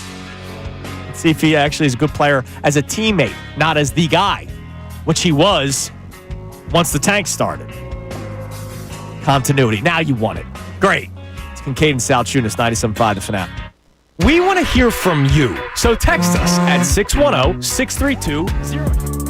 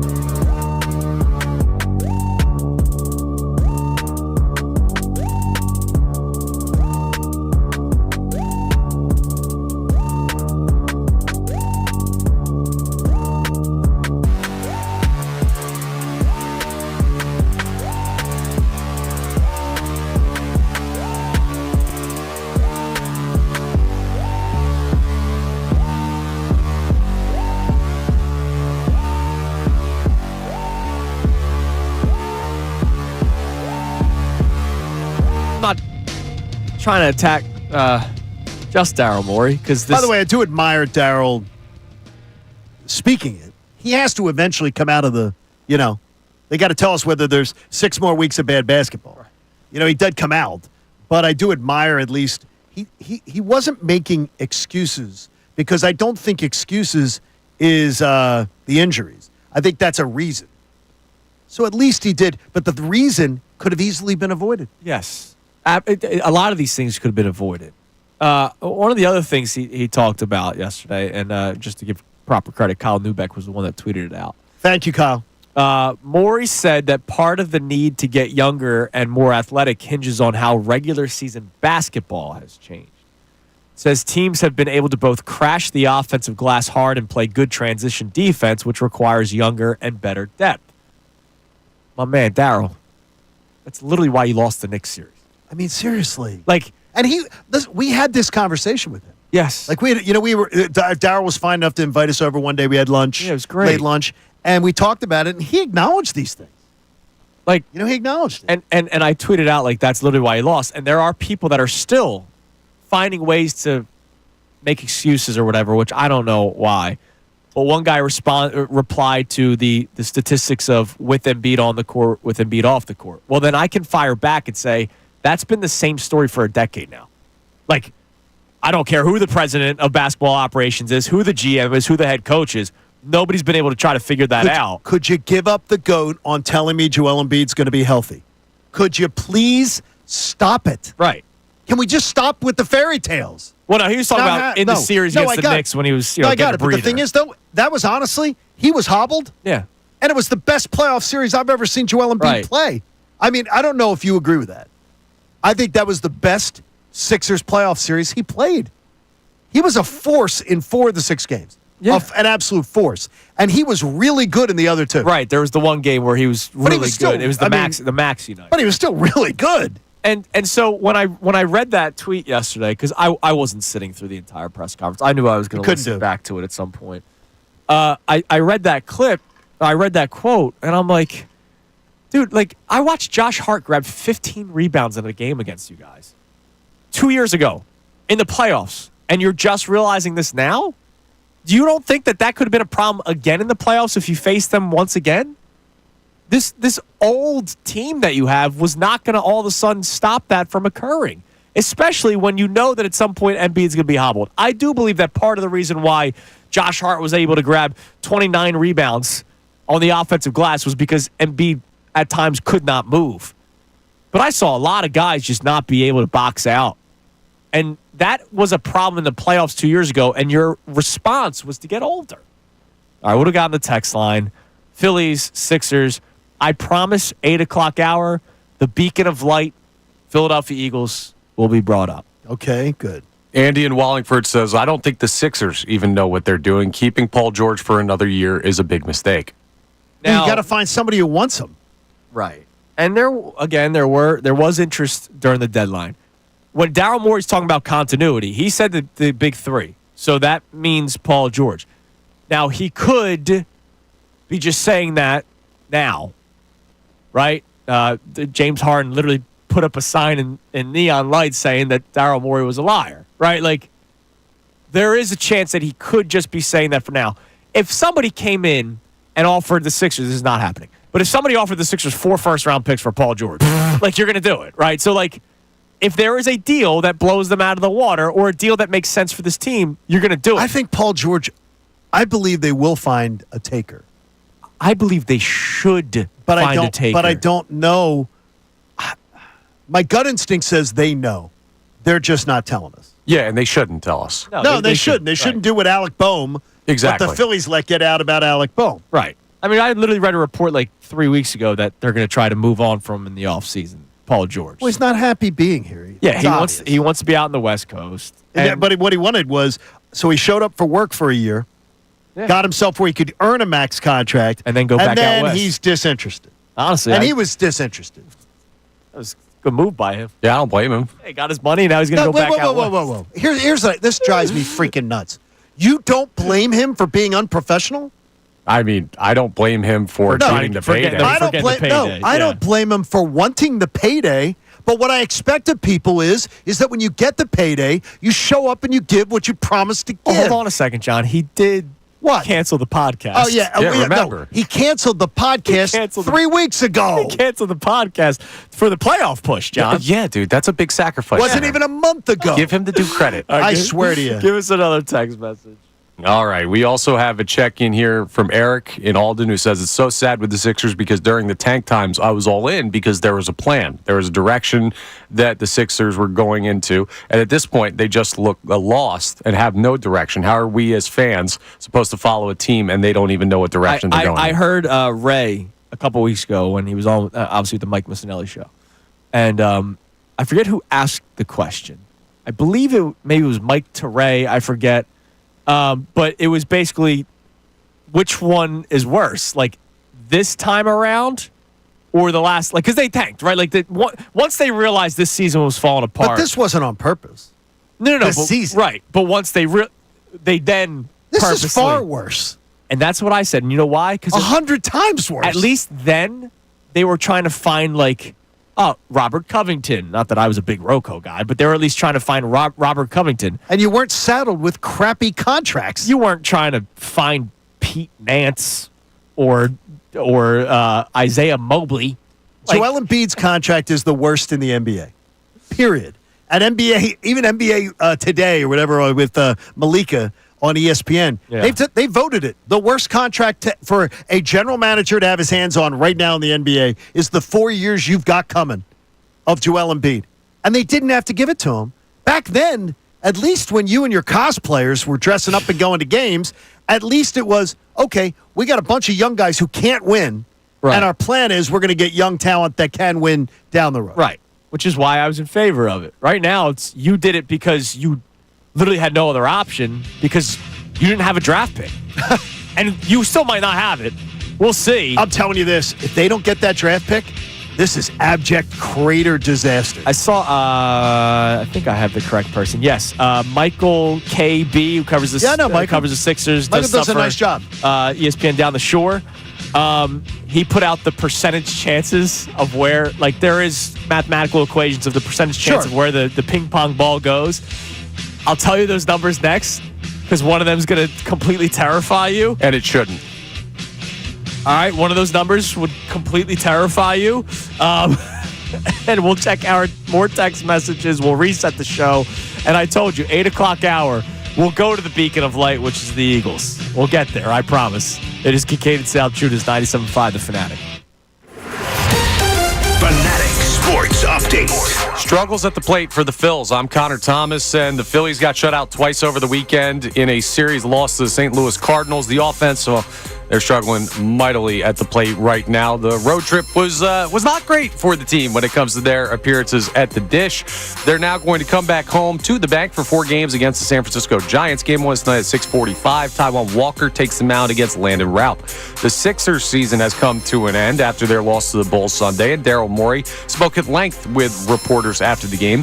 One of the things that he made clear was that he and Nick Nurse are going to be back for next season. Coach Nurse and myself will be back, but we're going to assess everything and where we can get better. We owe that to the fans. We owe that to really everyone who cares so much about this team. Next up to focus on will be the NBA Draft Lottery on May 12th. Flyers fell to the Senators in overtime yesterday as their season nears a close as well. In golf, Rory McIlroy won a roller coaster of a Masters yesterday. He's just the 6th man in history to complete a career Grand Slam. This update is brought to you by New Jersey Transit. The New Jersey Transit Police Department reminds you that we need to work together to keep our transit system safe. Report suspicious activity to 188-TIPS-NJT or text your report to NJTPD. I'm Connor Thomas on your home for your best coverage of the Birds 2025 NFL Draft. 97.5 The Fanatic and 97.5thefanatic.com.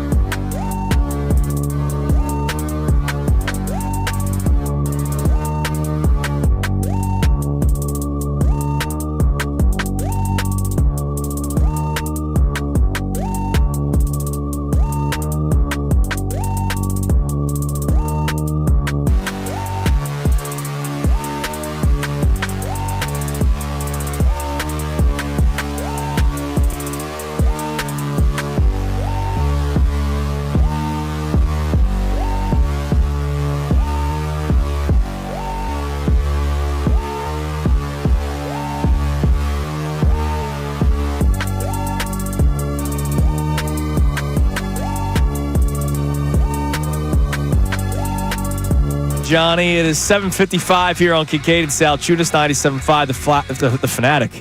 8 o'clock hour. 97.5 the what? I have no idea. The Flyers? I The think you were gonna Flyers. say. Yeah, probably. Well, we got a draft coming up for them, too. Yep. Late June. 8 o'clock hour, we will get into the Eagles because the Eagles are the beacon of light. That does not mean we will go away from the Phillies and Sixers conversation. If you're just tuning in, I thought of a question this morning driving in, and then I started thinking, man, people won't know which team I'm talking about. Somebody explain to me. Many times we don't know what you're talking about, so it's that sort of fills it in. Somebody explain to me what they're doing. If I just said that, you wouldn't know if I was talking about the Sixers and Phillies. Because right now, I don't know what any of these teams are doing. The Phillies and Sixers, obviously, totally different platforms. Sure. Right? The Phillies are a playoff team. They're a good baseball team. But a lot of their issues, we called out ahead of time. And yesterday, Brandon Marsh being in the lineup when he has not had a hit in the month of April, and we're not just over-exaggerating. Like, he has not had a hit in the month of April. It is April 14th today. He's in the lineup against a left-handed pitcher yesterday, and once again just looked horrible, uncompetitive at the plate. And then there's a ball hit to left field that he just lollygags. And he did. Lollygag. And it drops and it goes out of play and it's a ground rule double. A run is scored. I didn't like the reaction afterwards. No, he's looking around like, oh, I don't Like, what happened? I don't know what happened. I pulled up 2 strides. What happened? Like, it just drives me crazy. Just drives me Yeah. crazy. And there's no reason. Lackadaisical. There's no reason for him to have started all 3 games of that series. We literally on Friday tried figuring out how many games would Brandon Marsh start. None of us said all 3. And he started in all 3. You now begin a 4-game series with the Giants today, and the Giants have a right-handed starting pitcher today. So that typically means Brandon Marsh is in the lineup. Once more, he should not be in the lineup today. And it's not because of any personal feeling, right? I'm not the biggest Brandon Marsh baseball player fan. Guy, again, I hope everyone realizes none of this is personal. It's about the player. And as the player, I'm not the biggest fan. And this year has been worse than ever before. It has been. There is no reason for a guy who has not had a hit in 14 calendar days should be in a lineup. For what reason? If he is the greatest fielder in the world, okay, fine. But he's not. And so yesterday, he makes another blunder in the outfield, and it makes me look around going, what are we doing here? Same with the Sixers. Yeah, and that the one thing is, though, I believe the Phillies will figure it out because they've spent, on average, a top 3 payroll in baseball for 4 years now. Right. And they are loaded with guys that should return to the mean and do a lot better. And you have options eventually. AAA, Right. Justin Crawford, Andrew Painter's going to come up. The only reason that Justin Crawford's not up here is money. Yeah. Period. Which shame on them. He's considered. I had a baseball guy yesterday text me and say, what are they doing with Marsh? What are they doing? What is the plan? Him starting yesterday was honestly just incredible. Like, it's almost for the bid at this point. Like, let's just keep – I know everybody wants him out of the lineup. I'm just going to keep trotting him out in the lineup. Again, Sosa, we saw the issue of him playing in left field, a position he's never played before, and then you had the miscommunication between him and Johan Rojas. Now it's we know better. Like, we know – right now it's coming off as we know better. And they don't. They don't. No, they don't. No, seriously, when bumpkins like me can get things completely right – Yeah.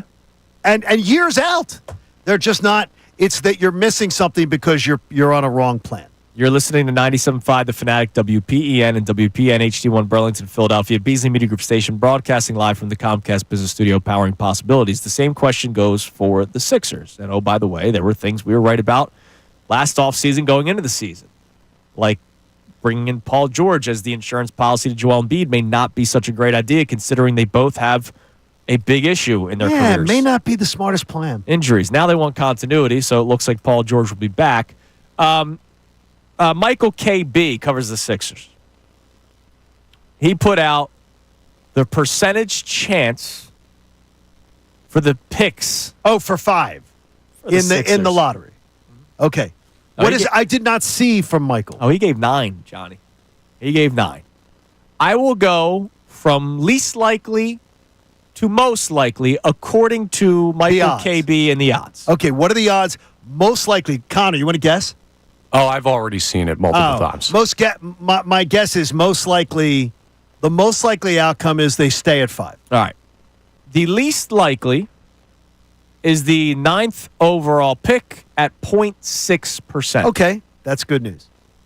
The second least likely is your answer, John. 5 So right where they sit? at 2.2%. Wait a minute. That doesn't make sense to me. I don't necessarily know how the maths, but I will listen to the percentage chances here. Then it's 8th at 8.7. And then 1, 2, and 4 are 10.5. 3 is 10.6. Then it goes to 6, which is 19.6%. And the least likely, according to the Most odds, likely.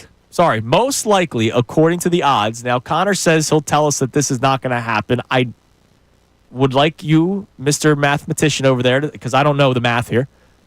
The most likely, Johnny, is pick 7, which means they would not have the pick. That, by the way, is at 26.7%. Okay, I have no idea how the system works. Connor? Yeah, no, I don't know how they get to these percentage chances, but that shouldn't bother you because you're not rooting for an individual pick. You have to go with the combined percentages of the picks they would Correct. keep. So you have a 26.7% chance of 7, which scares people, but what you actually have to look at is what percentage chance you have of 6 or higher. What about 8 and 9? So those are small. Yeah, that's 8.7 and So 0.6. like okay, nine. so it's over. Oh, you have around a 1 in 3 chance of missing the pick, of not getting I your. still don't like You have a hearing. 1 in 3 chance of not getting your draft pick, Yeah. which is an abject disaster if that happens. No, absolutely. But people are seeing the 26.7% chance at 7 and think, oh, my goodness, the biggest Right. chance is that they don't get it. No, the biggest chance is that they're still top 6. I agree with what you're saying. I truly do not understand why the most likely isn't. No, I don't know how the Isn't maths. five. Yeah, I don't know. But hey, That's really weird to me. but that's scary. That it could be a total disaster. All right, Yeah, you got what- like a 71% chance of a top 5 pick. And or a- top 6 pick, sorry. and an almost 30% chance of a total disaster scenario, Oh my which gosh. is you did all I'll take the those odds. tanking and yeah, I got you. All right, what do we have on the text line? I want people to be able to voice their frustration or attempt to answer today's question. We have today's headlines with Connor coming up in a little bit, and then at 8:25, we will speak glowingly of the champion in town, your Philadelphia Eagles. What do we got? All right, so we have a check-in just right at the start of the show when we said we were going to dive into the Sixers. Ryan in Florida says, please do not dive into the Sixers today. I'd rather dive headfirst into a pool without water. Look, when the president of basketball operations speaks, You have to because it is so like very rare. and oh, by the way, when he says what he has to say, I just can't believe that some of the things he said is just kind of 1 year later from what we were saying. Or Okay. 5 years later, if we're talking about continuity in 2025, I've been talking about continuity for half a decade, John. They're doubling down on the same stuff. Like it's the same thing. They have the same message over and over again. And I don't But the continuity one's new. They didn't believe in continuity. No. They believed in, all right, we'll trade for James Harden. Because they we'll kept- sign Paul George. We'll trade for this player. We'll get Jimmy Butler, but we won't bring him back, so we'll keep Tobias Harris. Like, and you do realize this all goes back to what it is. They have to keep saying, we weren't wrong to put all our eggs in the Joel Embiid basket. We trusted his professionalism. We trusted his conditioning. We trusted he would grow up mentally. I don't We know. trusted. Here's This the is thing. I what don't- it's all I don't- about. I don't know if it's all that, John. Why? I think it's they just saw the talent and they were going to try to do whatever they can to win. No, I don't think it was trusting,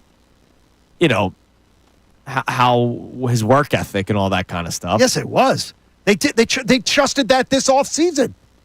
They gave him a 3-year max extension, which is absolutely mind-boggling Because he's one of the best players in the league when he's healthy. when healthy. Yeah. But he hasn't shown you any dedication to staying there, to being there. And when he had a chance last year to show you The Sixers are the most important thing to me. Right. His brand was the most important thing to him. Playing in the Olympics. Not spin it any other way.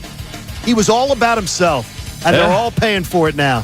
And that's a Joel Embiid thing. Yes. I can't blame the Sixers for Joel Embiid going to the Olympics. That was a Joel Embiid decision. It was totally, but Joel Embiid also, though, they didn't do anything to try to stop him, to put pressure on him. Right.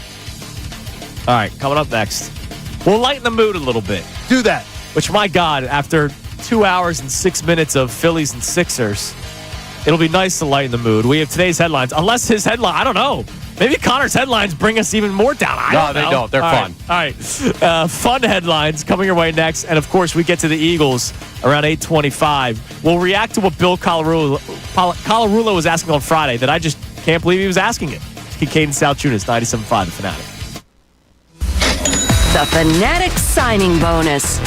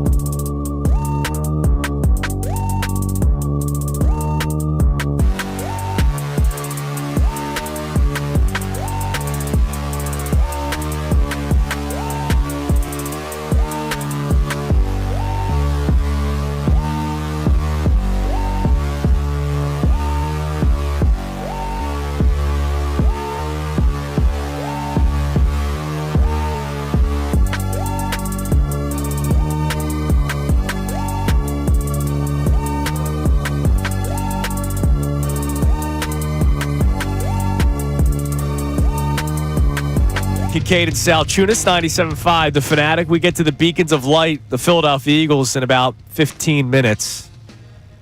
But before that, let's lighten the mood. It's time now for today's headlines with Connor Thomas.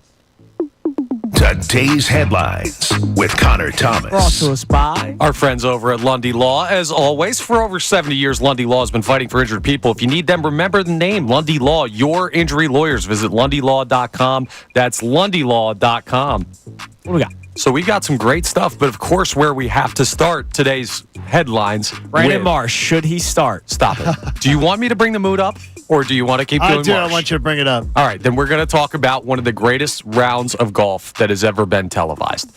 The Masters yesterday was absolute unbelievable cinema with Rory McIlroy dueling out with multiple people. It ended up being Justin Rose at the end. They go to a playoff, and Rory becomes the sixth man in the history of the sport to win a career Grand Slam. The journey it's taken to get here for all this history. Hello, friends. The long journey is over.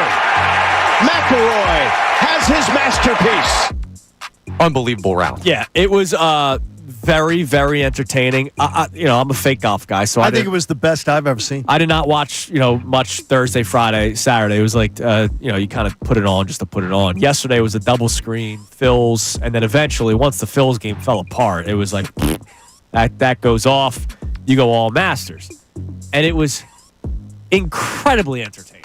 It was so up and down, so many different twists and turns.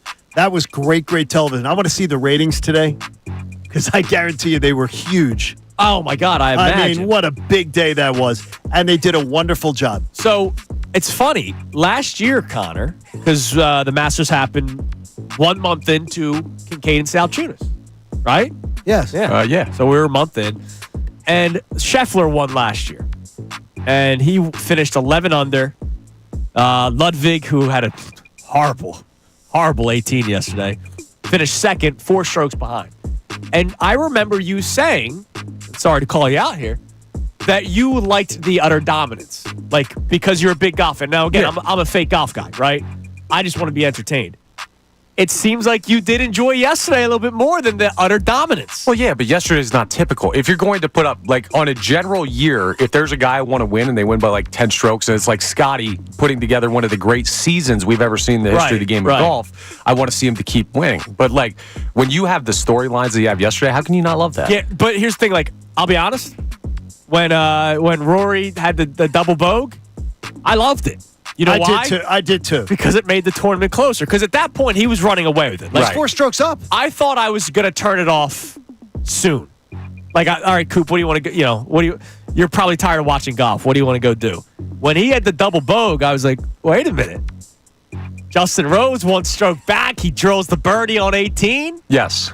I love that. And if Justin Rose doesn't hit that putt on 18, it's a lot less dramatic. Right, exactly. The whole thing. It was a great tournament. And by the way, Colin Morikawa did not win. A great pick by you and DeCecco after John Kincade left. He made the cut, though. So that's great. That's all. That's what I was telling you to bet. And you know, who was my pick to win for again? most of the day, most of the day Sunday, and then he fell off the end. Reed was third. Yeah. Yeah. Oh, dude, he hit that eagle. Was a great. All of a sudden, he's in the mix, too. By the way, my pick to win was Rory. Cash that plus 600. So you went bet with the favorite. You bet with the favorite. And congratulations. Good for the plus 600. Congratulations, the favorite. Yeah, coward. Yeah, wow. You gonna pick the Boston Celtics to win this? Don't ever try to do the fake golf guy. Are you gonna pick the Dodgers to win the World Series? Do you think Shohei's gonna win MVP? They're not plus 600. Next, we need a Phillies chaser. Okay, Phillies baseball was bad this weekend. Okay, do you want to let us have fun? I'm just laughing. Okay. Good. So we're going to have a chaser because they were not the worst baseball this weekend, and sometimes you just got to remember. It's not as bad as it always seems. The Rockies did something that only, I think, 34 other times has been done in baseball. They played the Padres in a weekend series.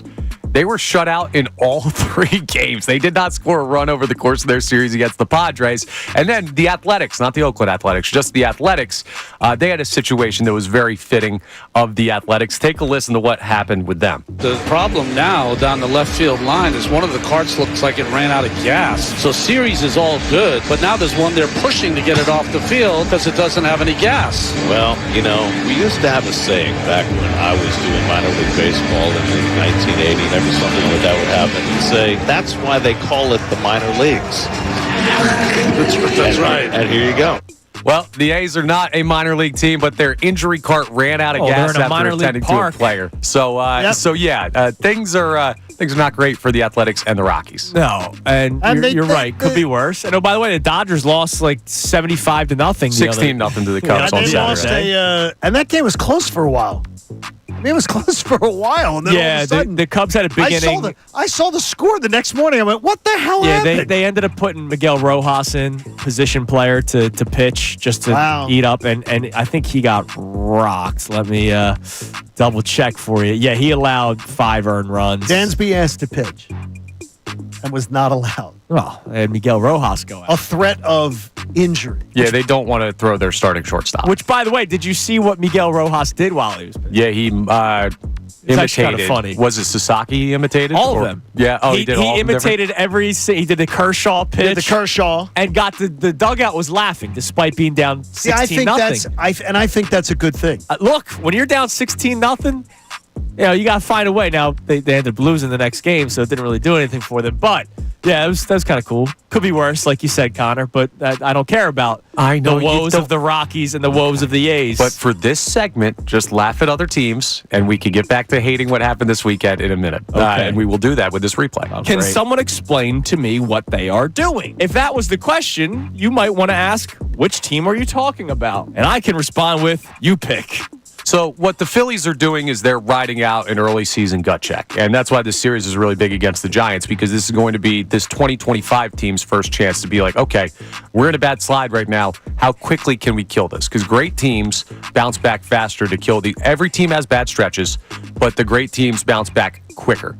And don't let this devolve into 2 weeks of bad baseball. Correct. The great teams with great players. There are some guys that are not great players. I will ask the question again. Will Brandon Marsh be in the lineup today? He better not be, but at this point, who knows? He better not be. He better not be. He better not be. It's complete disrespect to this fan base if he's out there again.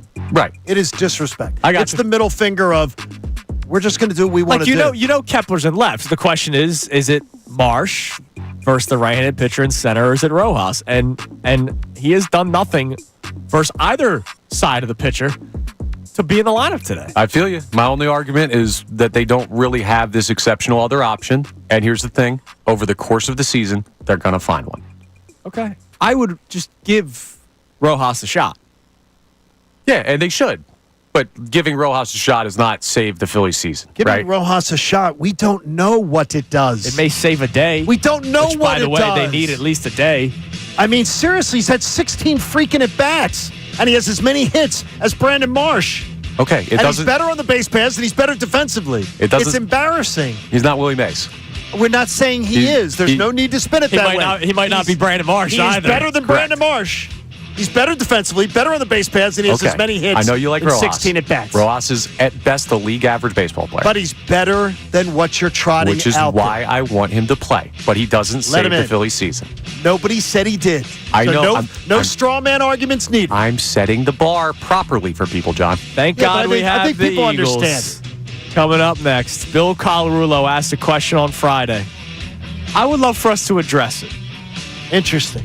The first 2 hours of today's show is why you should feel confident in the Eagles. It's Kincade and Salciunas here on 97.5 The Fanatic. Fanatic Sports Update. A tough series in St. Louis. I'm Connor Thomas, and the Phillies got shut out twice over the weekend in their 3-game series with the Cardinals. A series loss for the Fightins, 2 in a row now for them after falling to the Braves last week, and the offense struggled heavily over the course of that road trip they've been on. Well, they come back home now, and they got to figure out some lineup stuff as they take on the San Francisco Giants for 4 games at Citizens Bank Park. Game 1 is tonight at 6:45. Taijuan Walker is on the mound facing off against Landon Raup.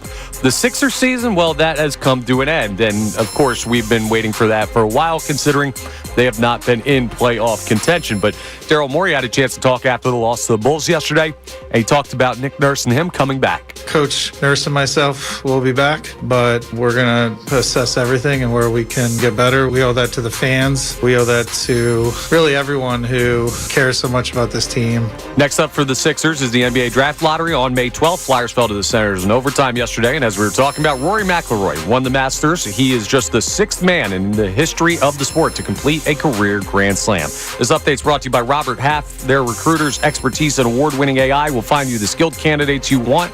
At Robert Half, they know talent. Visit roberthalf.com/talent today. I'm Connor Thomas on your home for your best coverage of the Birds 2025 NFL Draft. 97.5 The Fanatic and 97.5thefanatic.com. Vacation?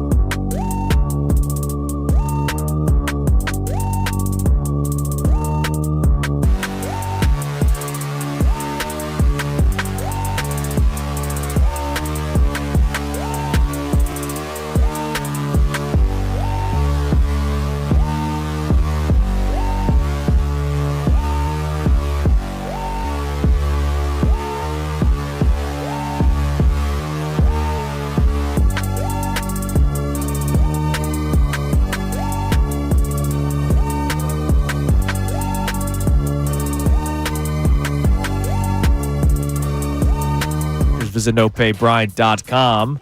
And don't forget, the deal of the week, we got a new one. Dover Motor Speedway. Oh. Get 50% off 2 race tickets and 2 front stretch access passes for the Auto Trader Echo Park Automotive 400 NASCAR Cup Series race. Okay, that's fun. That sounds like a lot of fun. July 20th at Dover Motor Speedway. Get this exclusive offer while supplies last at 975thefanatic.com/deals. I know Tyrone Johnson has been at Dover and has had a lot of fun. Mike Vito, our broadcast coordinator, big Dover Speedway fan. He went to Daytona this year. Well, he loves this stuff. Yeah. I had a conversation about potentially going to Dover this time around, so you may see me there. That sounds good. That's one of those things where you want to check it off a bucket list. Yeah. I wouldn't say bucket list, but You've never wanted to go to a... Not bucket list. Bucket list is a very... Yeah, maybe like a cup list. I've been to a Daytona 500. I've been to Atlanta Motor Speedway and seen it. I've been on the track at Atlanta Motor Speedway. That's cool. In a car. Yeah. Almost pooped. I'm not. Oh, yeah, because you're... We were allowed to go 165. Yeah, that's... Yeah, you're gunning and it, I man. swear to you, we were not... I'm just a passenger. Right. And first of all, the whole idea of being the strapped in, as far as we were strapped in and everything, freaked me out. That's 100 miles an hour more than your average highway speed limit. I swear What's to your you, average? I saw Wall. Connor, I saw Wall the entire time. Every time I felt like I could open my eyes, I was seeing the wall coming at us. Yeah, you thought you were about to crash. It was I thought it was horrifying. Now imagine doing that 500 times. No. They're going left, boys. I admire it. That's not bucket list, but Connor said it, cup list. I'll cup list. I'd like to see it. A race. And you You'd can enjoy see it. that with our deal of the week. Go ahead. That's check a it great out. deal. Great deal. 50% off. That's beautiful. All right, so on Friday, Okay. we knew the topic because we talked to Bill before the show. What are you getting into today? Like that's kind of like one of the normal conversations you have during the little crossover period. And he said that he was going to ask the audience basically why they feel so confident that the Eagles will hit in another draft. Because it's not common to hit year after year after year, which 2024, as of right now, early returns seem to be a freaking grand slam. Not home run. Grand slam. With Quignon, Cooper DeJean, Jalix Hunt. We'll see what Will Shipley does in his role this year. We'll see what Jeremiah Trotter Jr. does in his role this year. The year before, Jalen Carter, Nolan Smith, Tyler Steen might be your starting right guard this year. Sidney Brown, even though I won't like it, could be your starting safety. Keely Ringo, see what the competition is, could be your other starting corner, right? Like, those are your last 2 years. Before that, Jordan Davis, Cam Jurgens, and Nakobe Dean. The year before that, Devontae Smith, Landon Dickerson, Milton Williams, Kenneth Gainwell, 5th-round pick. And then 2020 was the bad year, except you still got your Super Bowl MVP, Jalen Hurts, in that. And so Bill was kind of asking what makes you feel like they're just going to do it again. Nobody can tell you it's a lock. But I know that this organization has a plan. I know this organization has organizational beliefs that have proven time and time again to work. I know that this team has multiple areas of need, which may sound scary, but that gives them multiple areas where they can go, all right, do we want to trade up? Do we want to trade back? Do we have a guy that we target? Is there a guy that we can draft now and we know that we can fill that position in the second round, right? This is the deep defensive tackle draft, right? We can get a D tackle in the first round, tight end in the second round. I love that the Eagles have so many options in this upcoming draft. Well, the one thing that I thought about Bill's conversation that they were having the other day with Andrew was really interesting. Was the fact is that something that I wasn't hearing them bring up is that when you draft 32nd, your odds of hitting on impact players is far less. Where they're drafting, they've got to be good and they've got to be strategic and they got to know when to make the moves up because a lot of times we're not going to know where the value is. They have to know where it is. Right. So it's been easier to draft previous years than it's been than what it's going to be this year. Like drafting Jalen Carter 9th overall. Right. Like, That's yeah. easier. But getting ahead of the Chicago Bears when you were sitting 10 and the Bears were 9 is amazing. That the Bears ever let them out of their clutches. Right. That's the kind of stuff they've got to be. When you're drafting 32nd, you got to be strategic. Yeah, and I also, I understand the question. I do too. Go ahead. Yeah, I'm a little sketched out because, and this is not logic-based, this is gut feeling-based. It's just kind of, how sports work. a team that's on a great run is not always going to be on a great run. And the longer that they're like having these immaculate drafts, the more I'm like, Howie Roseman's track record over the last 4 years is unbelievable in the draft. But we can't immediately forget that there was a stretch of his career as a GM where he could not draft, and that was his main weakness. So there's part of me that's sketched out when I see a guy on a heater like Howie's on right now and say, how long does it last? But I think that time when it was really bad, and this is his own fault, was the smartest man in the room syndrome stuff. Like, I do believe that was a legitimate problem with Howie, Jeffrey Lurie as well, and a lot of the brass with the Eagles. I believe they were humbled when the Wentz thing fell apart. And I think they've said, especially when the Rager thing fell apart, I think a couple of key people, like the key people, were humbled and changed their direction. And by the way, it's not like it was rocket science. Let's draft players from the SEC. That's not crazy. I admire the hell out of it. Yes. Because the hardest thing to do is to say, yeah, the path I was going down was wrong. Let me fix it, and let me take some advice, and let me change things up. I was always banging the drum. People are like, oh, yeah, you lived in Atlanta, so of course you're going to say all these SEC players. From the day I went on the air here, I clamored for it. I said, why are you not shopping in the best store? Yeah. Why are you not picking the best options? Don't try to be the smartest guy in the room. Try to find where you're going to have much less of a miss rate when you're shopping in the best talent. Right. And they finally figured it out. And then when they got there, I've been told that Howie and his scouts, they literally carpet bomb Athens. They are everywhere in Athens. Right. They have all the connections. Tuscaloosa, they have all the connections because they know if you got those two factories covered. As you should. Here's the thing, though. There have been some moves that they've made where they've been kind of smartest man in the room. Not to the level of what they were doing before. Last year, they drafted a guy out of Toledo that people had questions coming from the MAC to the NFL if Quinyon Mitchell was going to translate. He was high on a lot of people's boards. He was predicted to be drafted before they drafted him. I know. That's what I'm saying. Other teams passed on cue. Yeah, but that wasn't smartest man in the room. A lot of people passed on Cooper DeJean, who they traded up for. Now, they got it right. But those were atypical draft moves that were not SEC players, where they went outside of the power conferences, or, well, at least one, and they still nailed it. So here's the thing. They can do that. Well, they got two guys, though, that they underdrafted. Two guys who slid from where they were predicted to go. Right. That takes a little less skill. When a guy is like Cooper, they knew exactly what they wanted to do with Quinyon Mitchell. The skill was waiting. Yeah, the skill was waiting to draft him because he was sliding. Yeah, but my point is, like, they slide because other teams are saying no for a reason. The Eagles are going against. It also helps that the first 15 picks were offensive players last year. So I'm not saying it was a bad thing. I'm just saying it's not just been, we're going to Georgia every single time. They've done it multiple ways, which is a credit to them, but also shows that they're versatile. But right now, with their track record over 4 years now, that's why I'm confident. Like that, and you should be. That's more logic. My gut feeling is just like eventually there will be a bad draft. I got you, but I just go look. Over the last 4 years, they're one of the best organizations in sports. They arguably are the best in sports. Yeah, so that's why I have that confidence, and that's why when the Sixers and Phillies have their weekends, I feel a lot different because they've done a lot for me to not be confident in. Now, one way to feel confident about the Eagles and why they will hit on another draft is seeing that other teams just don't get it. And I'll explain more next here on Kincade and Salciunas, 97.5 The Fanatic. Tyrone Johnson. It's notable, not just the thing.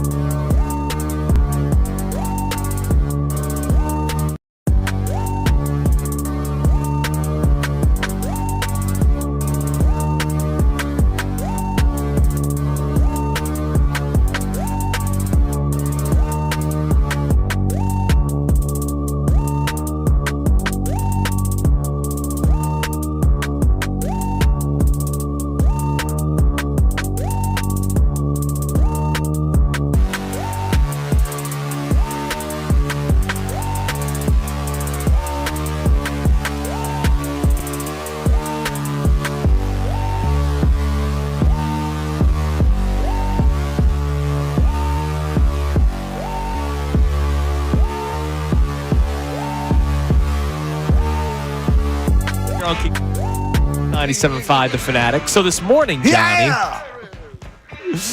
it's always great. This morning, I read an interesting article from Ralph Vacchiano. I did not realize that it is 10 days old.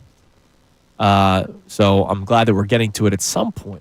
So Ralph Vacchiano and the team of Fox went back to the last 10 drafts.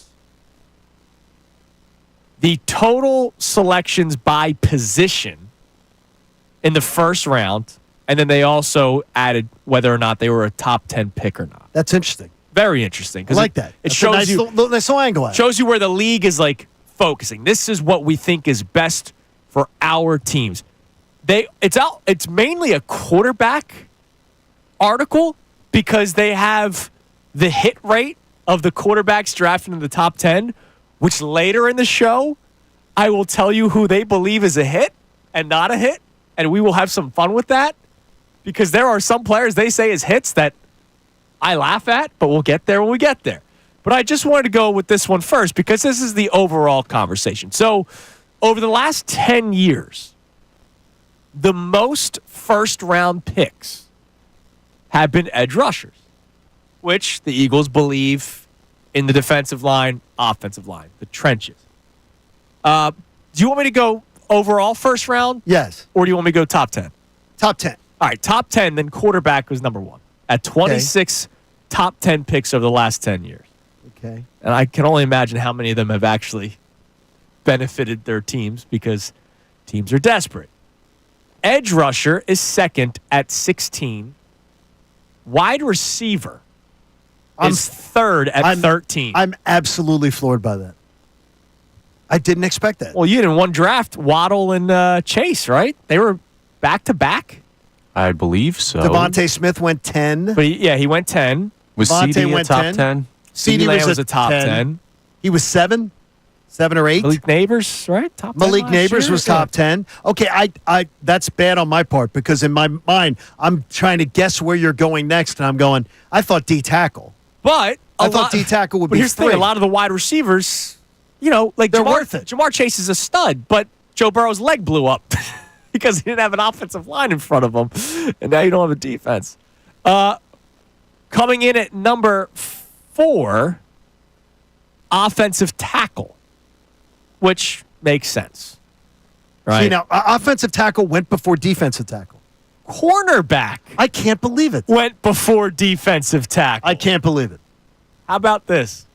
Defensive tackle comes in 6th, tied with running back. Now, this is why I tease it the way that I do. Some teams just don't get it. Can you believe that the last 10 years, top 10 picks, defensive tackle and running back are equal? I can't. Absolutely not. I thought that was going to be the third thing that came off the board. Nope. Defensive tackle ahead of offensive tackle. I mean, offensive tackle ahead of defensive tackle. Which I understand. You're trying to, the most expensive position is quarterback. You're trying to protect the quarterback. I'm not surprised by the offensive tackle. Cornerback, I am, and running back being tied is fascinating to me. Especially with everything running we back, hear. right? What running back drafted in the top 10 is winning? Saquon Barkley. With who? Not the team The that drafted him. Right. Ezekiel Elliott didn't win. Bijan Robinson's not going to win with the Atlanta Falcons. Spoiler alert. Like there are a lot of top 10 running backs that just don't win. Inside linebacker was 4th or had 4 in the last 10 years. Offensive guard just 2, tight end 2, safety 1. There has not been a center drafted within the top 10 over the last 10 years, which that's kind of common. Now, if you went overall first round pick, edge rusher, as I mentioned, is number 1. Wide receiver is number 2. Wow. Offensive tackle is number 3. Cornerback is number 4. Quarterback is number 5. Defensive tackle, once again, 6. Well, remember, quarterback, I'm not shocked would drop off. Like, that it drops off. Outside the top 10, yeah.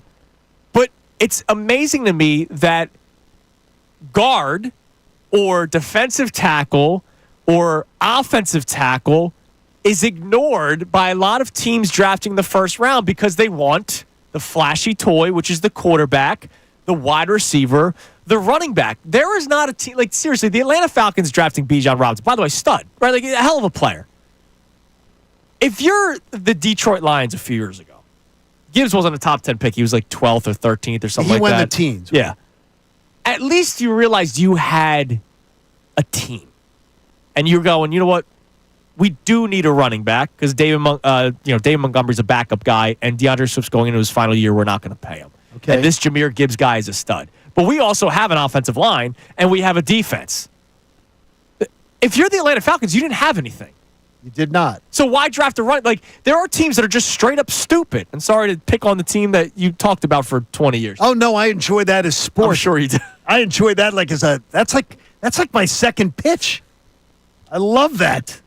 Tormenting them is fun. It's just, it's amazing to me. And that's why when Bill Colarulo asks what makes you think they're going to hit, obviously they have to hit on the player. I know that other teams are going to make mistakes. Why was Bill... See, I felt like, too, there was going to be a punchline in it because Bill is always one of the more positive Eagles. Yes. Yeah. But he's anti-draft. And he's doing the, Remember, before this past season, one of his big talking points was Howie Roseman has not been able to draft on the defensive side of the ball. The defensive side, which, that changed last year. That's changed. But prior to last year, it did change, right? Going into last season, Jalen Carter was the only guy where you're kind of like, okay, he got this one. Unless you looked at Jordan Davis's run stuffing. Jordan Davis is a top 5 guy at his position, but he's not diverse enough for what we all want. Exactly. But what he's asked to do, he's exceptional at it. Yeah, that won't change history. I just think, to me, Jordan Davis should have gone like 25. Yeah.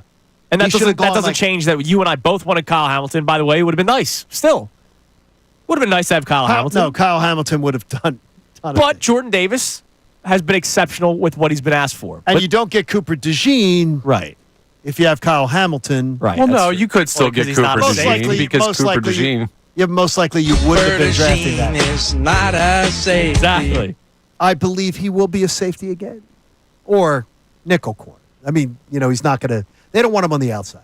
It's obvious. I think he's exceptional where he was at. He was exceptional. And by the way, slot receivers are not just like the little guy anymore. No question. It's, let's line up Travis Kelce in the slot.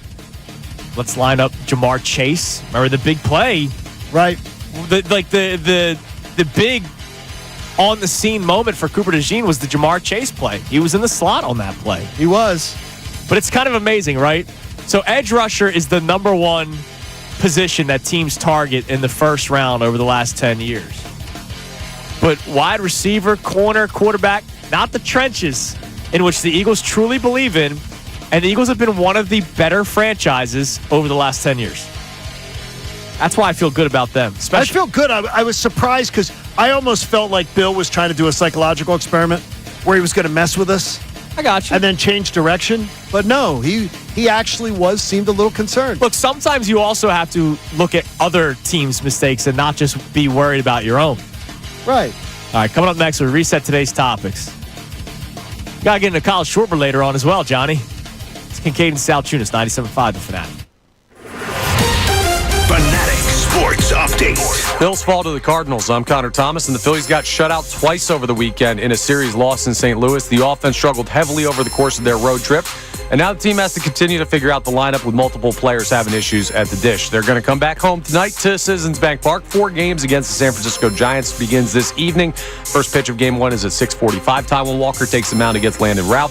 The Sixers season has come to an end after their loss to the Bulls on Sunday, and Daryl Morey talked to media after the game, first stating that he and head coach Nick Nurse are going to be back next year.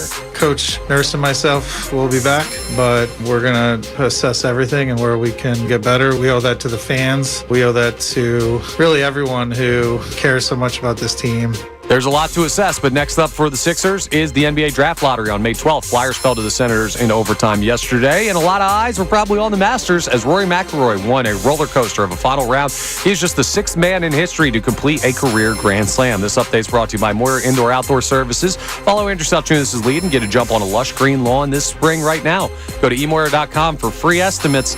I'm Connor Thomas on your home for your best coverage of the Birds 2025 NFL Draft. 97.5 The Fanatic and 97.5thefanatic.com. 97.5 The Fanatic and Live Casino.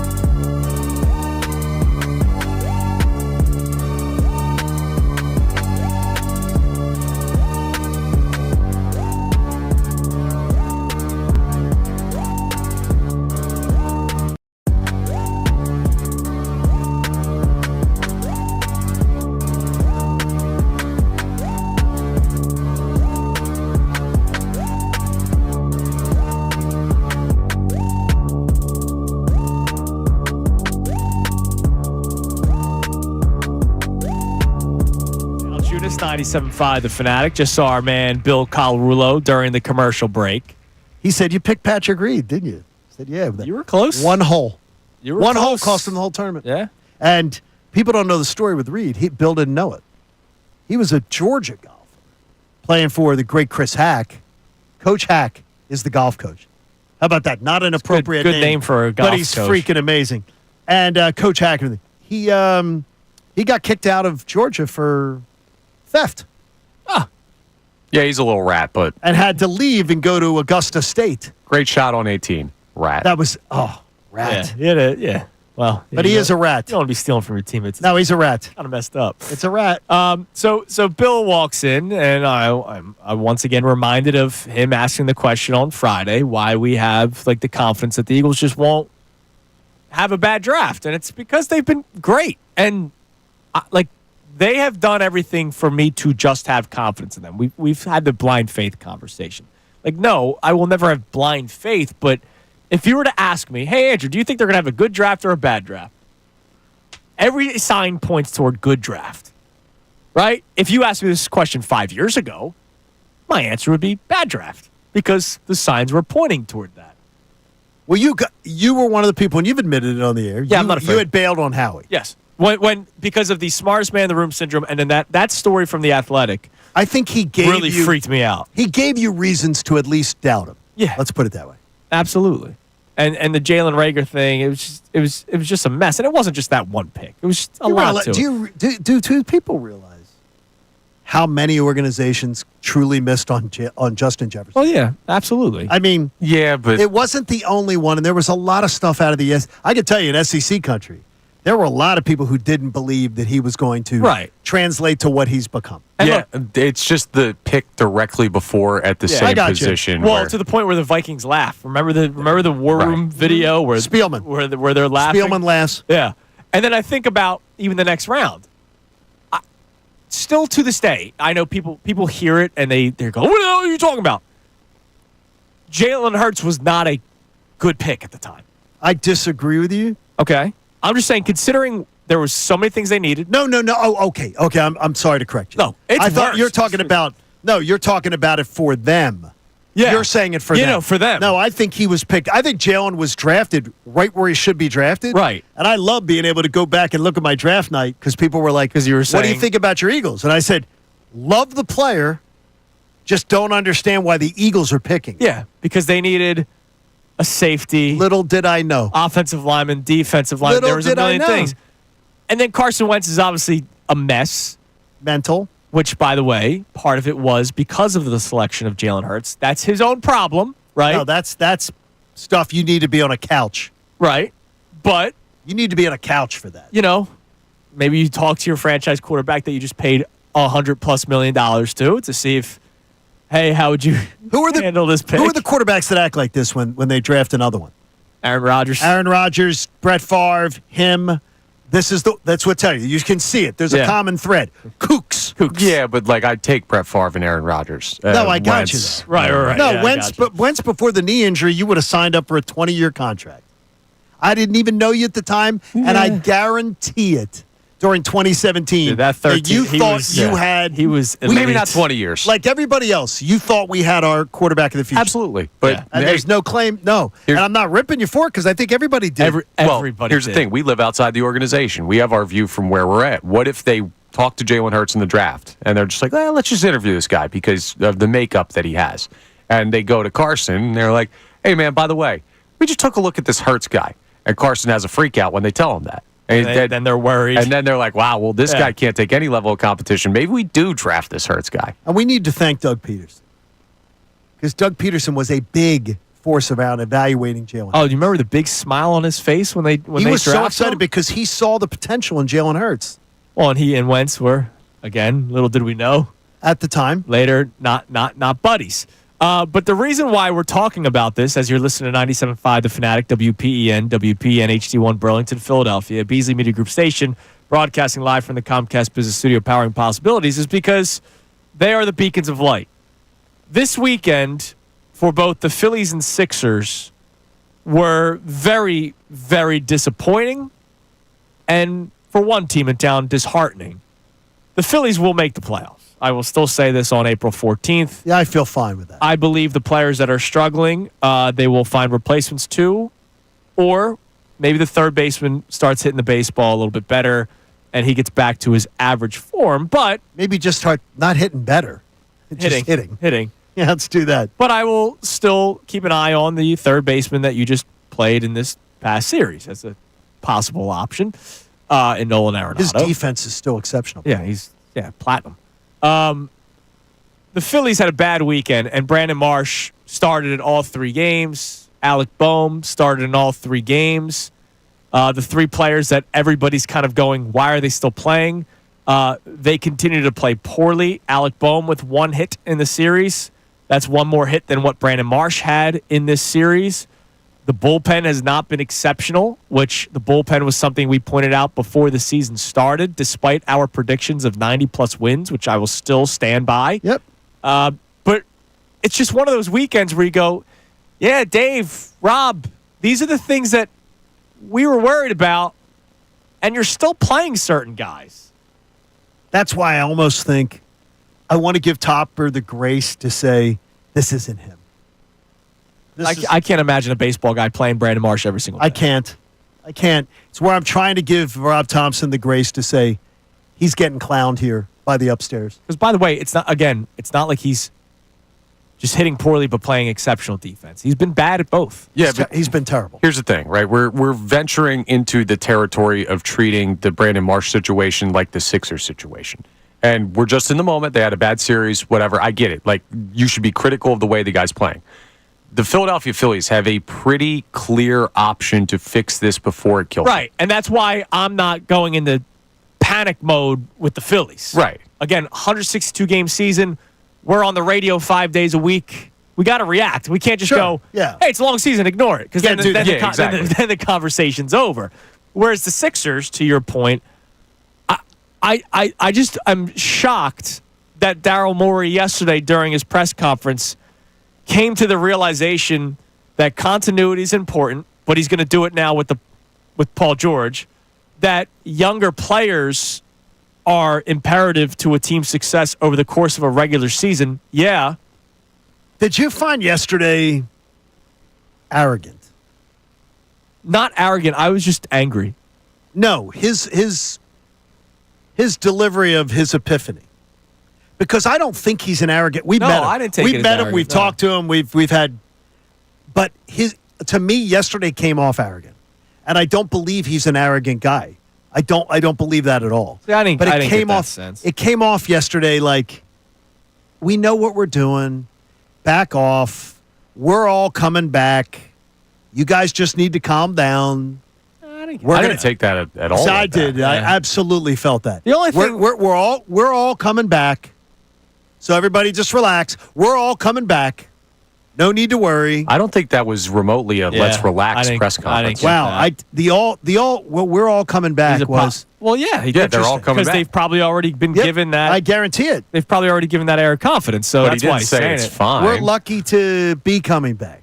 Yeah, they are lucky to be coming back. Daryl Morey is lucky to be coming back. What he's really lucky for, I believe, is the Washington Commanders.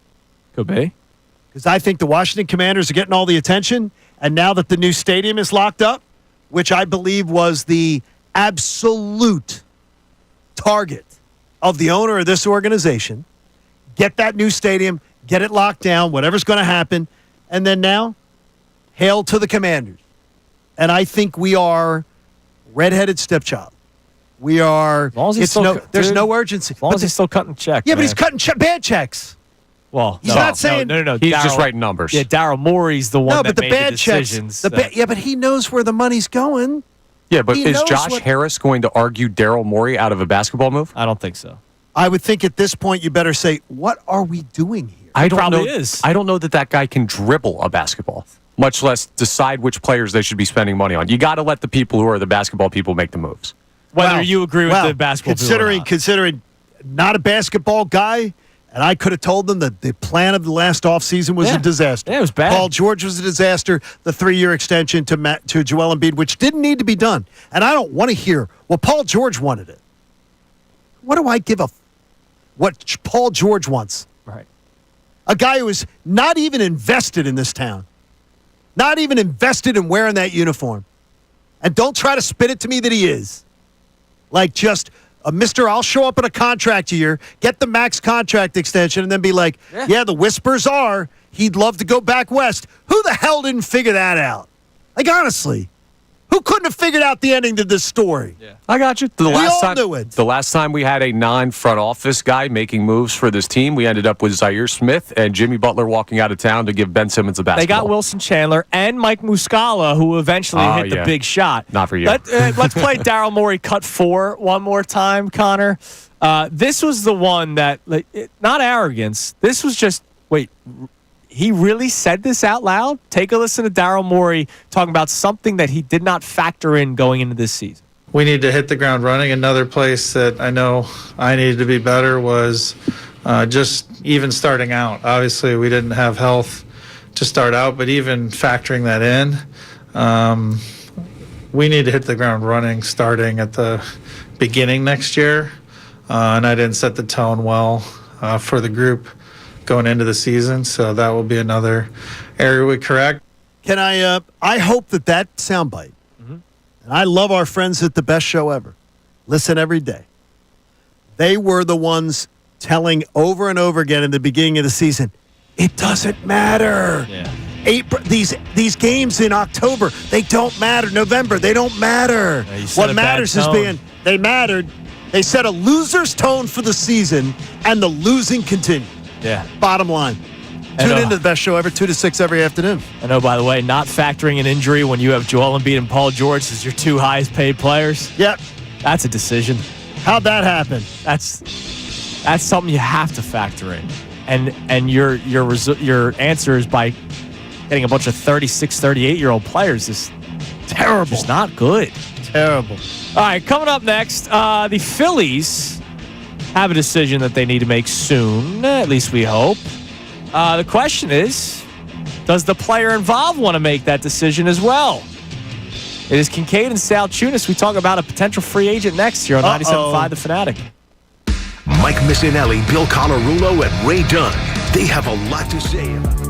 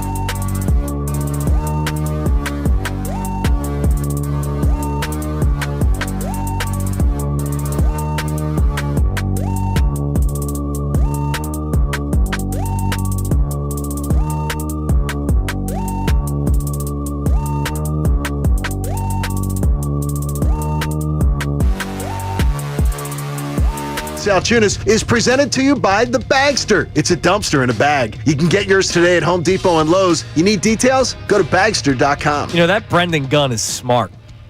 Now, that's something we don't hear every day around here. He's a great dude. But he tweeted out one of your quotes from earlier in the show recently. It's the one that we collabed with Haley on our Instagram feed. Quote, John Kincade, I don't know what the Sixers' plan is, but I've said that for 2 years. The Sixers are stuck on that they are going to try to convince you that this can still be fixed. Spoiler alert, it cannot. The Phillies have plenty of time to fix things, But they wasted an offseason where they had an opportunity to fix things. The Phillies, the problem is the Phillies tell you one thing and do another, whereas the Sixers, they just tell you very proudly what they think they're doing, and it's a stupid plan on God's green earth, end quote. The photo that Brendan Gunn used was of Brandon Marsh and Alec Boehm in Sixers jerseys because they rang the bell. That's just great work by Brendan Gunn. See, there might be a person seeing that tweet and just not realizing.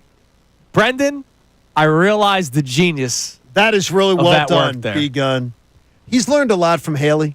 Oh, Haley's really taken him under wing. Absolutely. So he's learning a lot. And he needed that. He's open-minded. It's like he's got a big sister now, even though she's younger. That takes him under wing and teaches him these things. Damn right. Thank you, Haley, for making that happen. All right, so there was an interesting report over the weekend. Not great. About one Kyle Schwarber. Now, Kyle Schwarber, as we know, will be entering free agency if they do not extend his contract. And he has been off to a torrid start.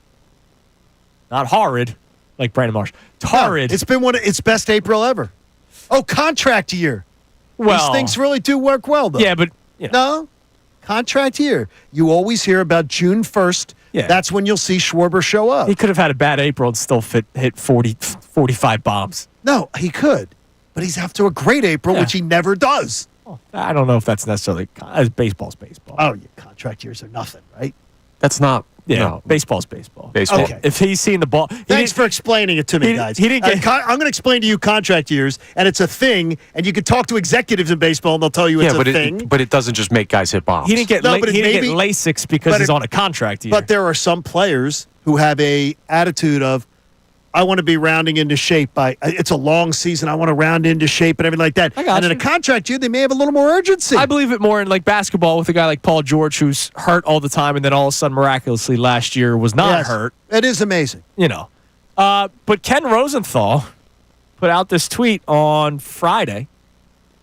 The Phillies offered Kyle Schwarber an extension during the offseason, but after an initial proposal, talks failed to advance. So that means whatever the proposal was, I was told from the Phillies was not good. I was told, quote, that it was dismissed is the term I was used. I said, and I asked this person who I thought would potentially be in the know, what did you hear about this? That the offer that was made was dismissed.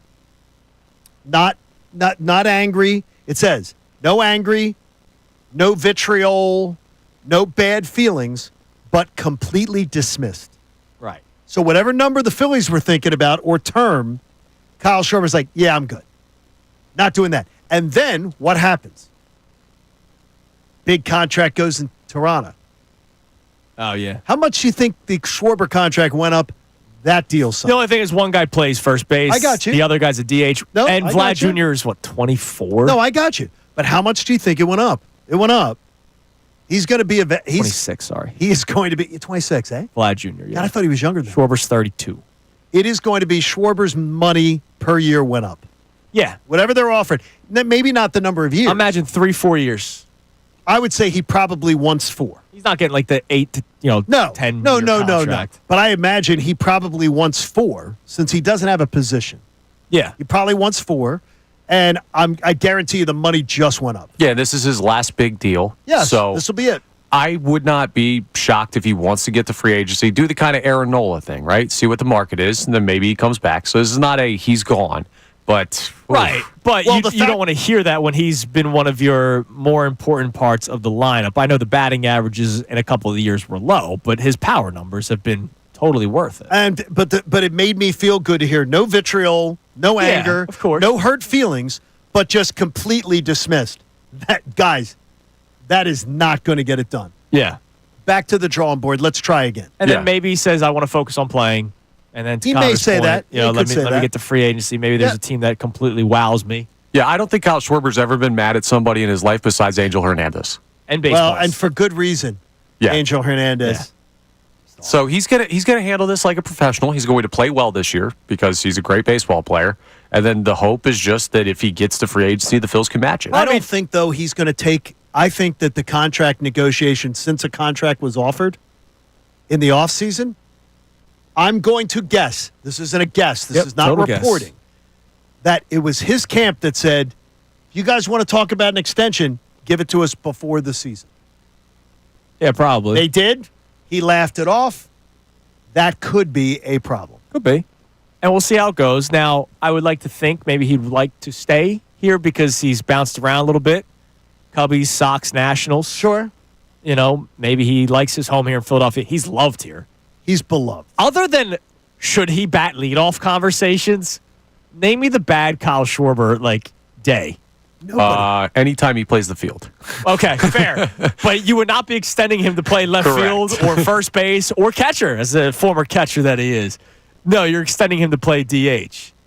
But it'll be interesting. It'll be interesting to watch. to see how this plays out. I would. I am going to work under the assumption, though. His camp said, "You make us an offer." I used to see this at going down to spring training. Yeah. I used to see this every spring training where they'd be like, "Okay, this guy's going into a contract year," and you'd see, "Is there going to be an offer before spring training?" Their camp usually dictated, "If you want to make an offer, make it now." Right. Because we don't want to talk during the year. Yeah, I just want to focus on playing. All right, coming up next, we'll check our text messages, but also we went through an article earlier this morning in the 8 o'clock hour about the position breakdown of the players drafted in the first round over the last 10 years. It was a quarterback-related article, Johnny. So they broke down which players have been hits and which players have not been hits. I'm curious to see how many of the players they consider hits at the quarterback position you agree with. It is Kincade and Salciunas on this Championship Monday, 97.5 The Fanatic. Fanatic Sports Update. Phil's shut out twice. I'm Connor Thomas, and the Phillies, well, they had 2 blank performances over the weekend in a series of losses to the St. Louis Cardinals. Offense struggled heavily over the course of their road trip, and now the team has to continue to figure out the lineup with multiple players currently struggling at the plate. They're going to come back home to Citizens Bank Park for 4 games against the San Francisco Giants. Game 1 is this evening at 6:45. Taijuan Walker back on the mound facing off against Landon Routh. The Sixers season has come to an unceremonious end after their loss to the Chicago Bulls yesterday. Daryl Morey talked after the game, and he stated that he and head coach Nick Nurse will be back next year. Coach Nurse and myself will be back, but we're going to assess everything and where we can get better. We owe that to the fans.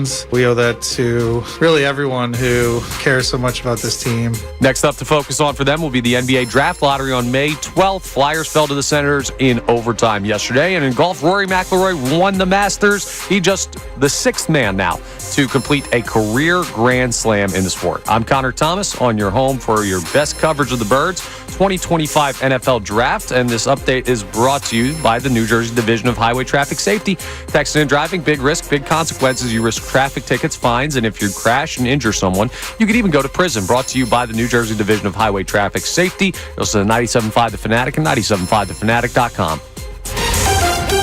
We want to hear from you.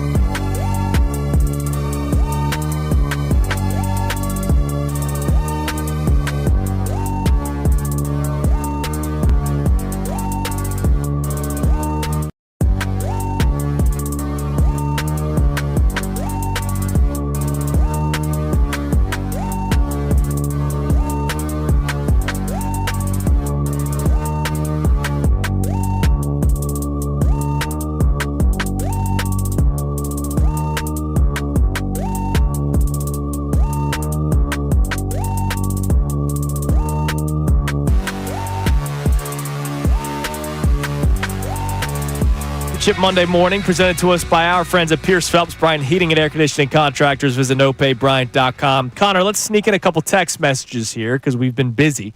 Somebody explain to me what the Phillies and or Sixers are doing. Would appreciate your answers on this. We've obviously opened up the Eagles as well.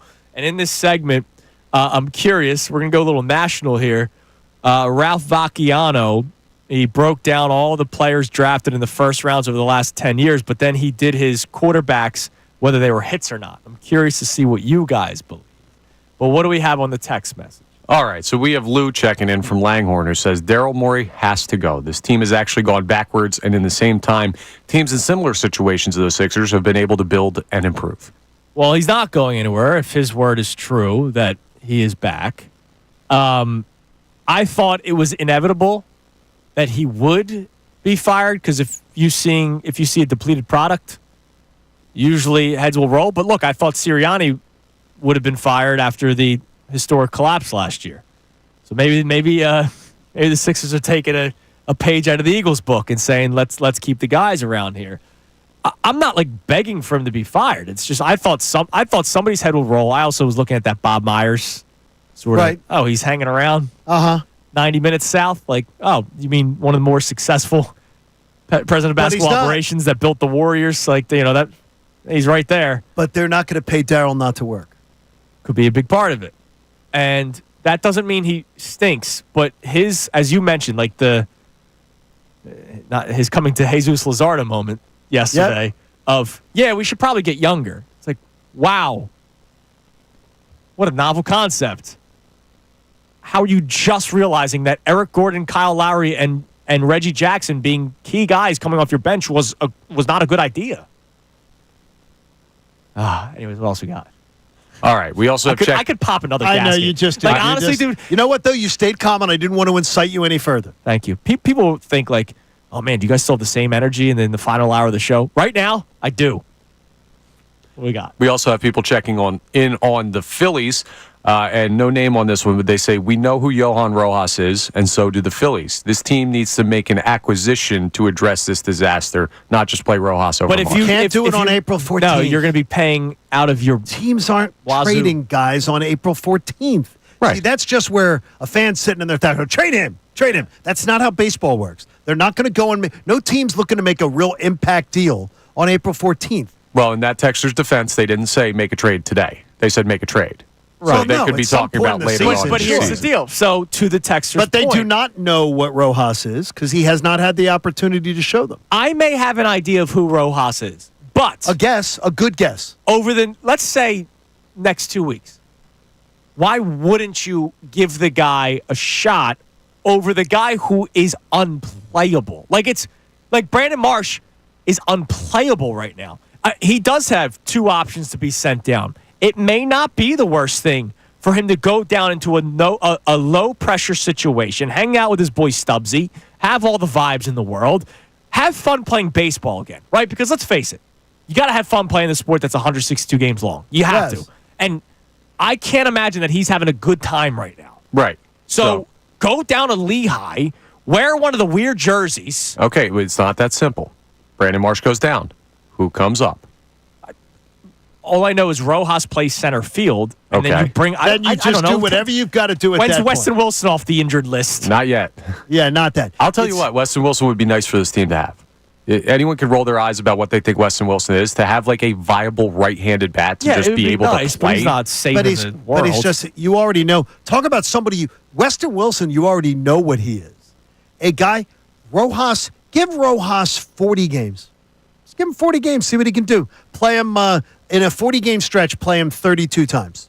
And just see what he can do. I guarantee he can do better than Marsh, and he's proven he has. Before the season, we were talking about giving Marsh a month. Yeah, but you can't. You cannot. I understand. When he's doing this. But you also cannot then say we're going to give Rojas 40 games because there's no guarantee that he's not going to bat like 108. But there's no guarantee that Rojas doesn't bat like 160.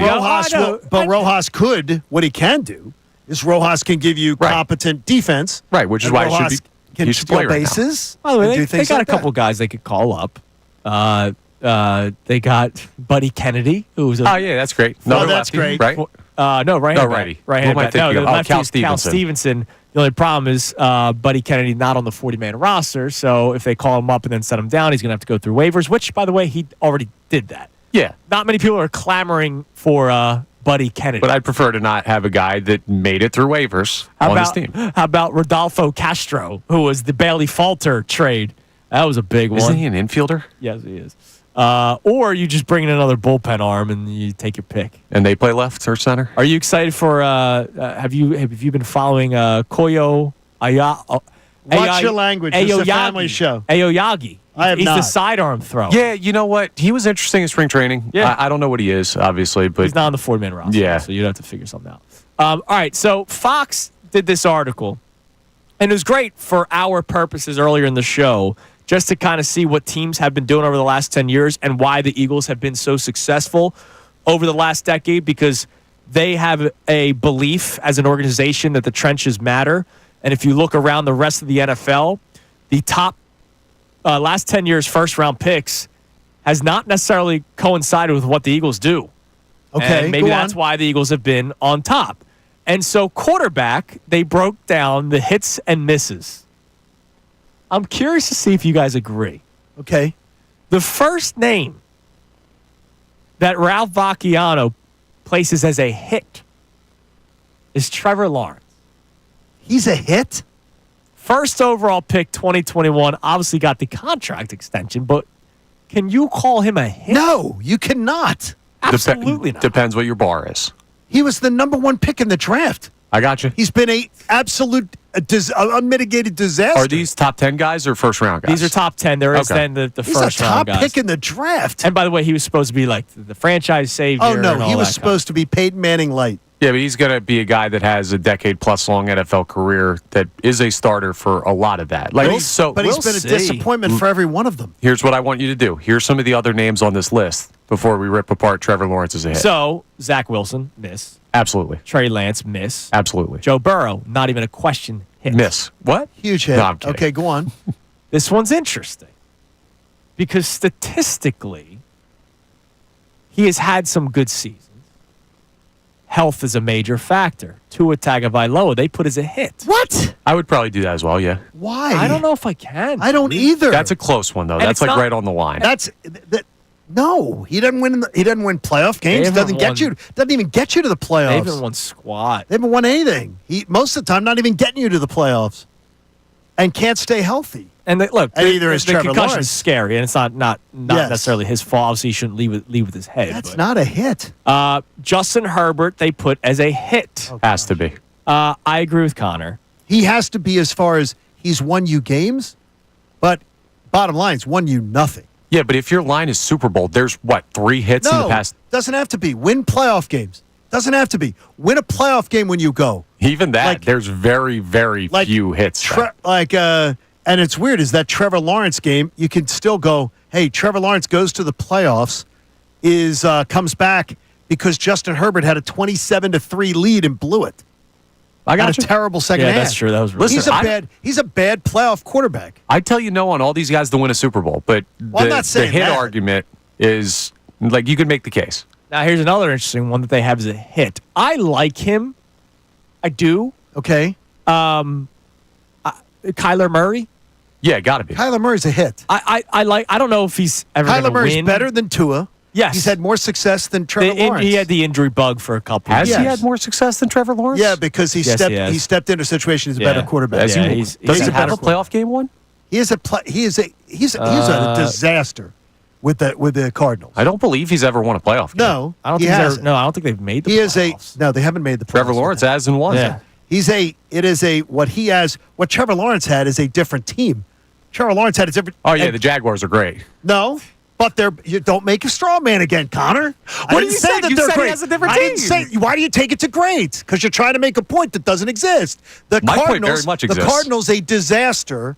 The Jaguars have been picked to be a winning team and disappointed 3 or 4 years in a row now.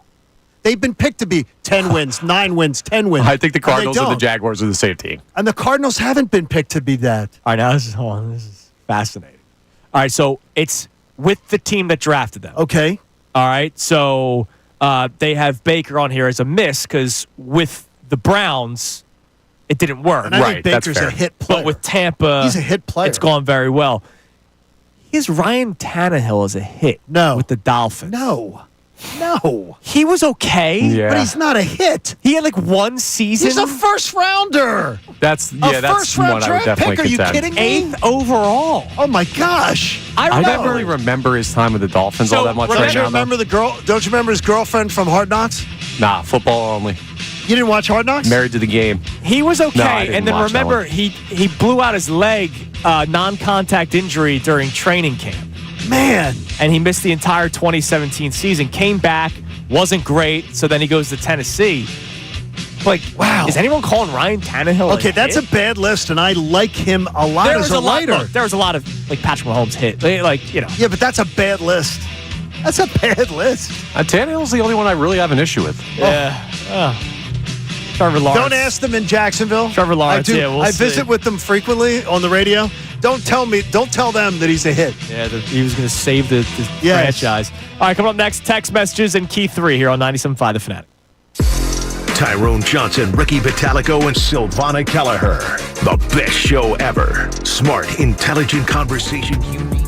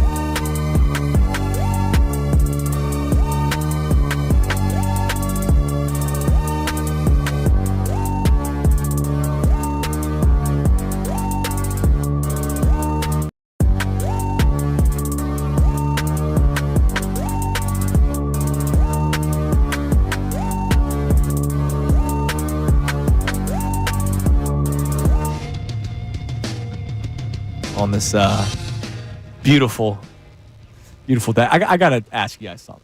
Okay.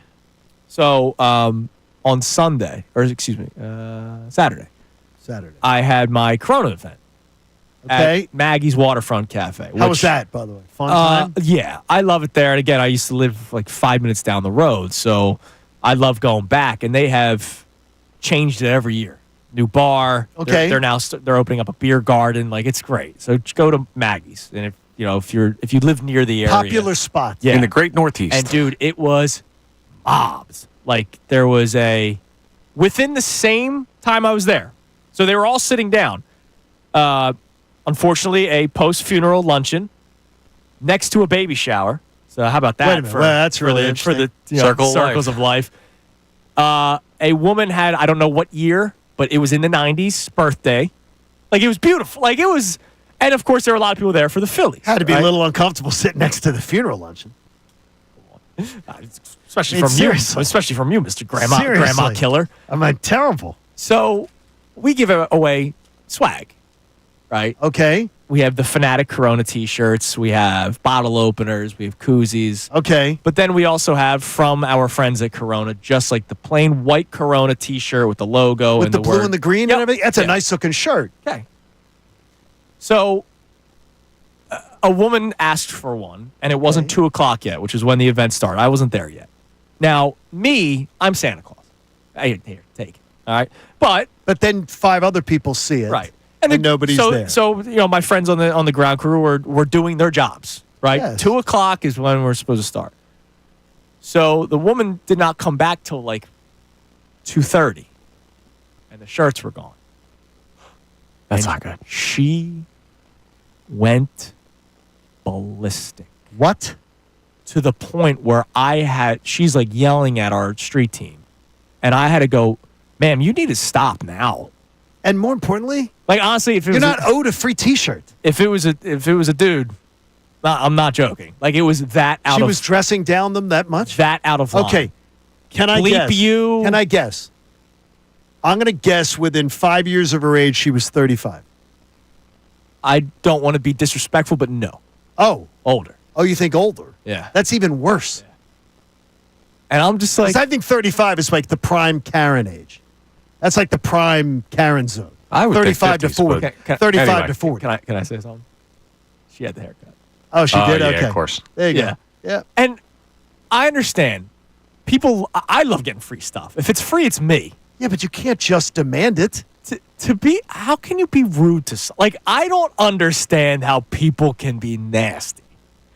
I know there are bad people on this planet in all walks of life, all countries, all origins. I know it. But how can you just be a bad person? They're bad people. That's terrible. We share the world with them every day. Over a free T-shirt. Yeah. And I was just amazed. Yeah, by the idea is that you're not reaction. giving. The minute you give away one free T-shirt, 3 people at other tables see it, and then they come over to get theirs. Telling her that she couldn't have one before the event started was not out of line at all. No, you're missing the spin zone, though. Curse words were what was extremely out of line. You're missing the spin zone for our friends over at Corona and our wonderful events. These are giveaways that people will literally assault other people over. No, seriously, you need to come to these events. By the way, I have one of the. I have an old one from a few years ago, white T-shirt, the blue and the white. It is a great pool shirt. Hell yeah, man, living the fine life, baby. Wear it to the pool. I'm all about it. And by the way, it fits the pool vibe too. I understand that it's a great shirt, but to have that reaction. And did she walk away at that point? She's at the table right next to us for the next 2 hours. She heckled? No, that's where her seat was. Oh. Yeah. She must have been embarrassed then. I think her husband was. Wow. What do we have on the text line, Connor? You never know what you might get at some of these events. Yeah, I don't know. I'm going to follow that one up. I just need a text message. All right, we'll go with this one on the Philadelphia Phillies because we talked about this earlier, but this text came in recently. John V asks, why would the Phillies not bring up Justin Crawford? How could he be worse? It's money. Yeah, it's service It's time. money. They're worried about pinching freaking pennies. You could disagree with the decision. While Rome burns. And no, you can't, but you can't, though. Yeah, when there are other I organizations disagree in with the baseball that literally are in the same tax bracket as the Phillies that say, oh, kid's 20, bring him up. Right, which is why not just money. decision. It's money. It's not just money. It's the time. Remember, service time is the timing as well. It's how long you have team control over the player before you have to pay them. Justin Crawford is going to be, hopefully, a part of this organization for a long time. So if by doing this in a season where you think the Phillies are still a playoff team and still going to be just fine to make October, well, you get another year down the line that could have been, who knows, $100 million contract for the guy that you get under team control and arbitration. It could be a major situation that helps the team. So that's got to be considered as well. And in case people are wondering, like, what does the service time mean? I don't have the exact date, but here's just what it says online. Because I remember Chris Bryant. This was a big thing with the Cubs. The guy who hit like 600 in spring training, and they were like, and they sent him down. Sorry, you didn't make the roster because they wanted to have that extra year. In Major League Baseball, service time is the total number of days a player spends on the Major League roster, including the injured list. 1 year of service time is accrued when a player has 172 days on the Major League roster during a season. So you're going to have to wait until mid-May. Yeah. And then it's miraculous. Oh, he decided it's... Oh, now it's ready. Justin Crawford, he's ready to go. Right. That's what it's going to be. That's what it'll be. The hope is, can you continue to win baseball games, which they are above 500 right now, with this current outfield lineup? My thing is, instead of just forcing Brandon Marsh into the lineup, give Rojas the shot. This is his shot. This is a shot. I'm not saying Rojas is going to be better. He's had 16. Right, but he's you know how play. I feel about Rojas. I don't even think he's going to be...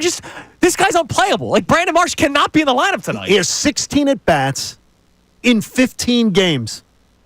Oh, by the way, he has as many hits as Brandon Marsh in 45 at-bats. And Brandon Marsh is 0 for April. 13 days of April. Couldn't get a hit. Kept getting grace. I'll just throw him out there. It's 2 weeks now, folks. It's enough. Yeah, I don't think anyone's saying don't play Rojas, right? I think we're all on the same page with that. I haven't seen any texts from that. I haven't seen any tweets from that. Oh, I have got some of those. I can find them on my timeline. Well, we already know what Rojas is. No, you don't. Well, you don't. That's the whole give him 40 games that you were talking about earlier. I want to see him play, but I'm not saying, well, we'll play Rojas for an extended period of time. If he's as poor as Brandon Marsh, then I absolutely would rechange that opinion. But no, give him a shot. See what he can do. They asked him to work on bunting this offseason. He has already shown he has gotten much better at that. His fielding is superior to Brandon Marsh. Right. Period. That's the big thing. If Marsh was still a stellar glove in the outfield, then I go, all right, you got to do what you got to do. Every pitcher on the staff, if they were asked, who do you want in center field behind you tonight for your start? Do you want Brandon Marsh or do you want Rojas? They want Rojas. Wheeler might argue after that series in Atlanta, but other they still than that, want Rojas. I bet you'd rather have Sosa than Marsh in left field yesterday. Yes. You're not wrong. All right, time now for the Kincade Salciunas Key 3 best minutes from today's show. Now, the Kincade Salciunas Key 3. Today's best.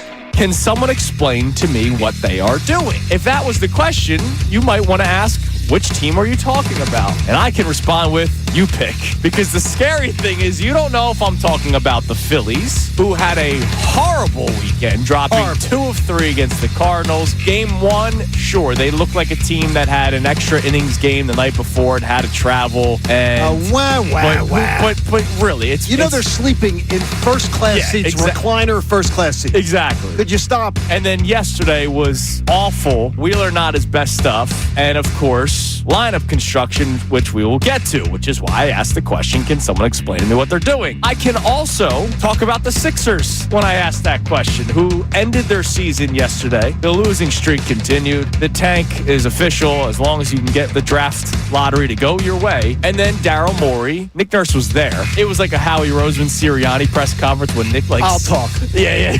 I'll talk. But it's mainly Howie. Did you ever get in trouble like at school or something and your parents had to come and they'd be like, you just sit there? Yeah, just sit there. I'll do the talking. Yeah. Yes, that's happened. Nick Nurse and Daryl Morey spoke to the media after their final game yesterday, and there was a lot that Daryl Morey had to say, and a lot where I asked the question, can someone explain to me what they're doing? I don't know what the Sixers' plan is, but I've said that for 2 years. The Sixers are stuck on, they're going to try to convince you that this can still be fixed. Spoiler alert, it cannot. The Phillies have plenty of time to fix things. Absolutely. Plenty of time to fix things. But they wasted an off season where they had an opportunity to fix things because what was obvious to them is not obvious obvious now. Do they understand Brandon Marsh yet? If I hadn't said this all offseason, I would not be so angry about it. Do they know what Brandon Marsh is yet? I could have told them. I tried to convince our boy Connor Thomas that I knew the answer to this question, but they seem to not be able to figure it out. Do they know yet? It's a disgrace. Yeah. But you know what they continue to do? Let's just throw him out there. Let's just throw him out there, even when it's not advantageous. So I don't know what the Phillies are doing. I honestly don't know what they're doing, but I do have faith that they have time to fix it.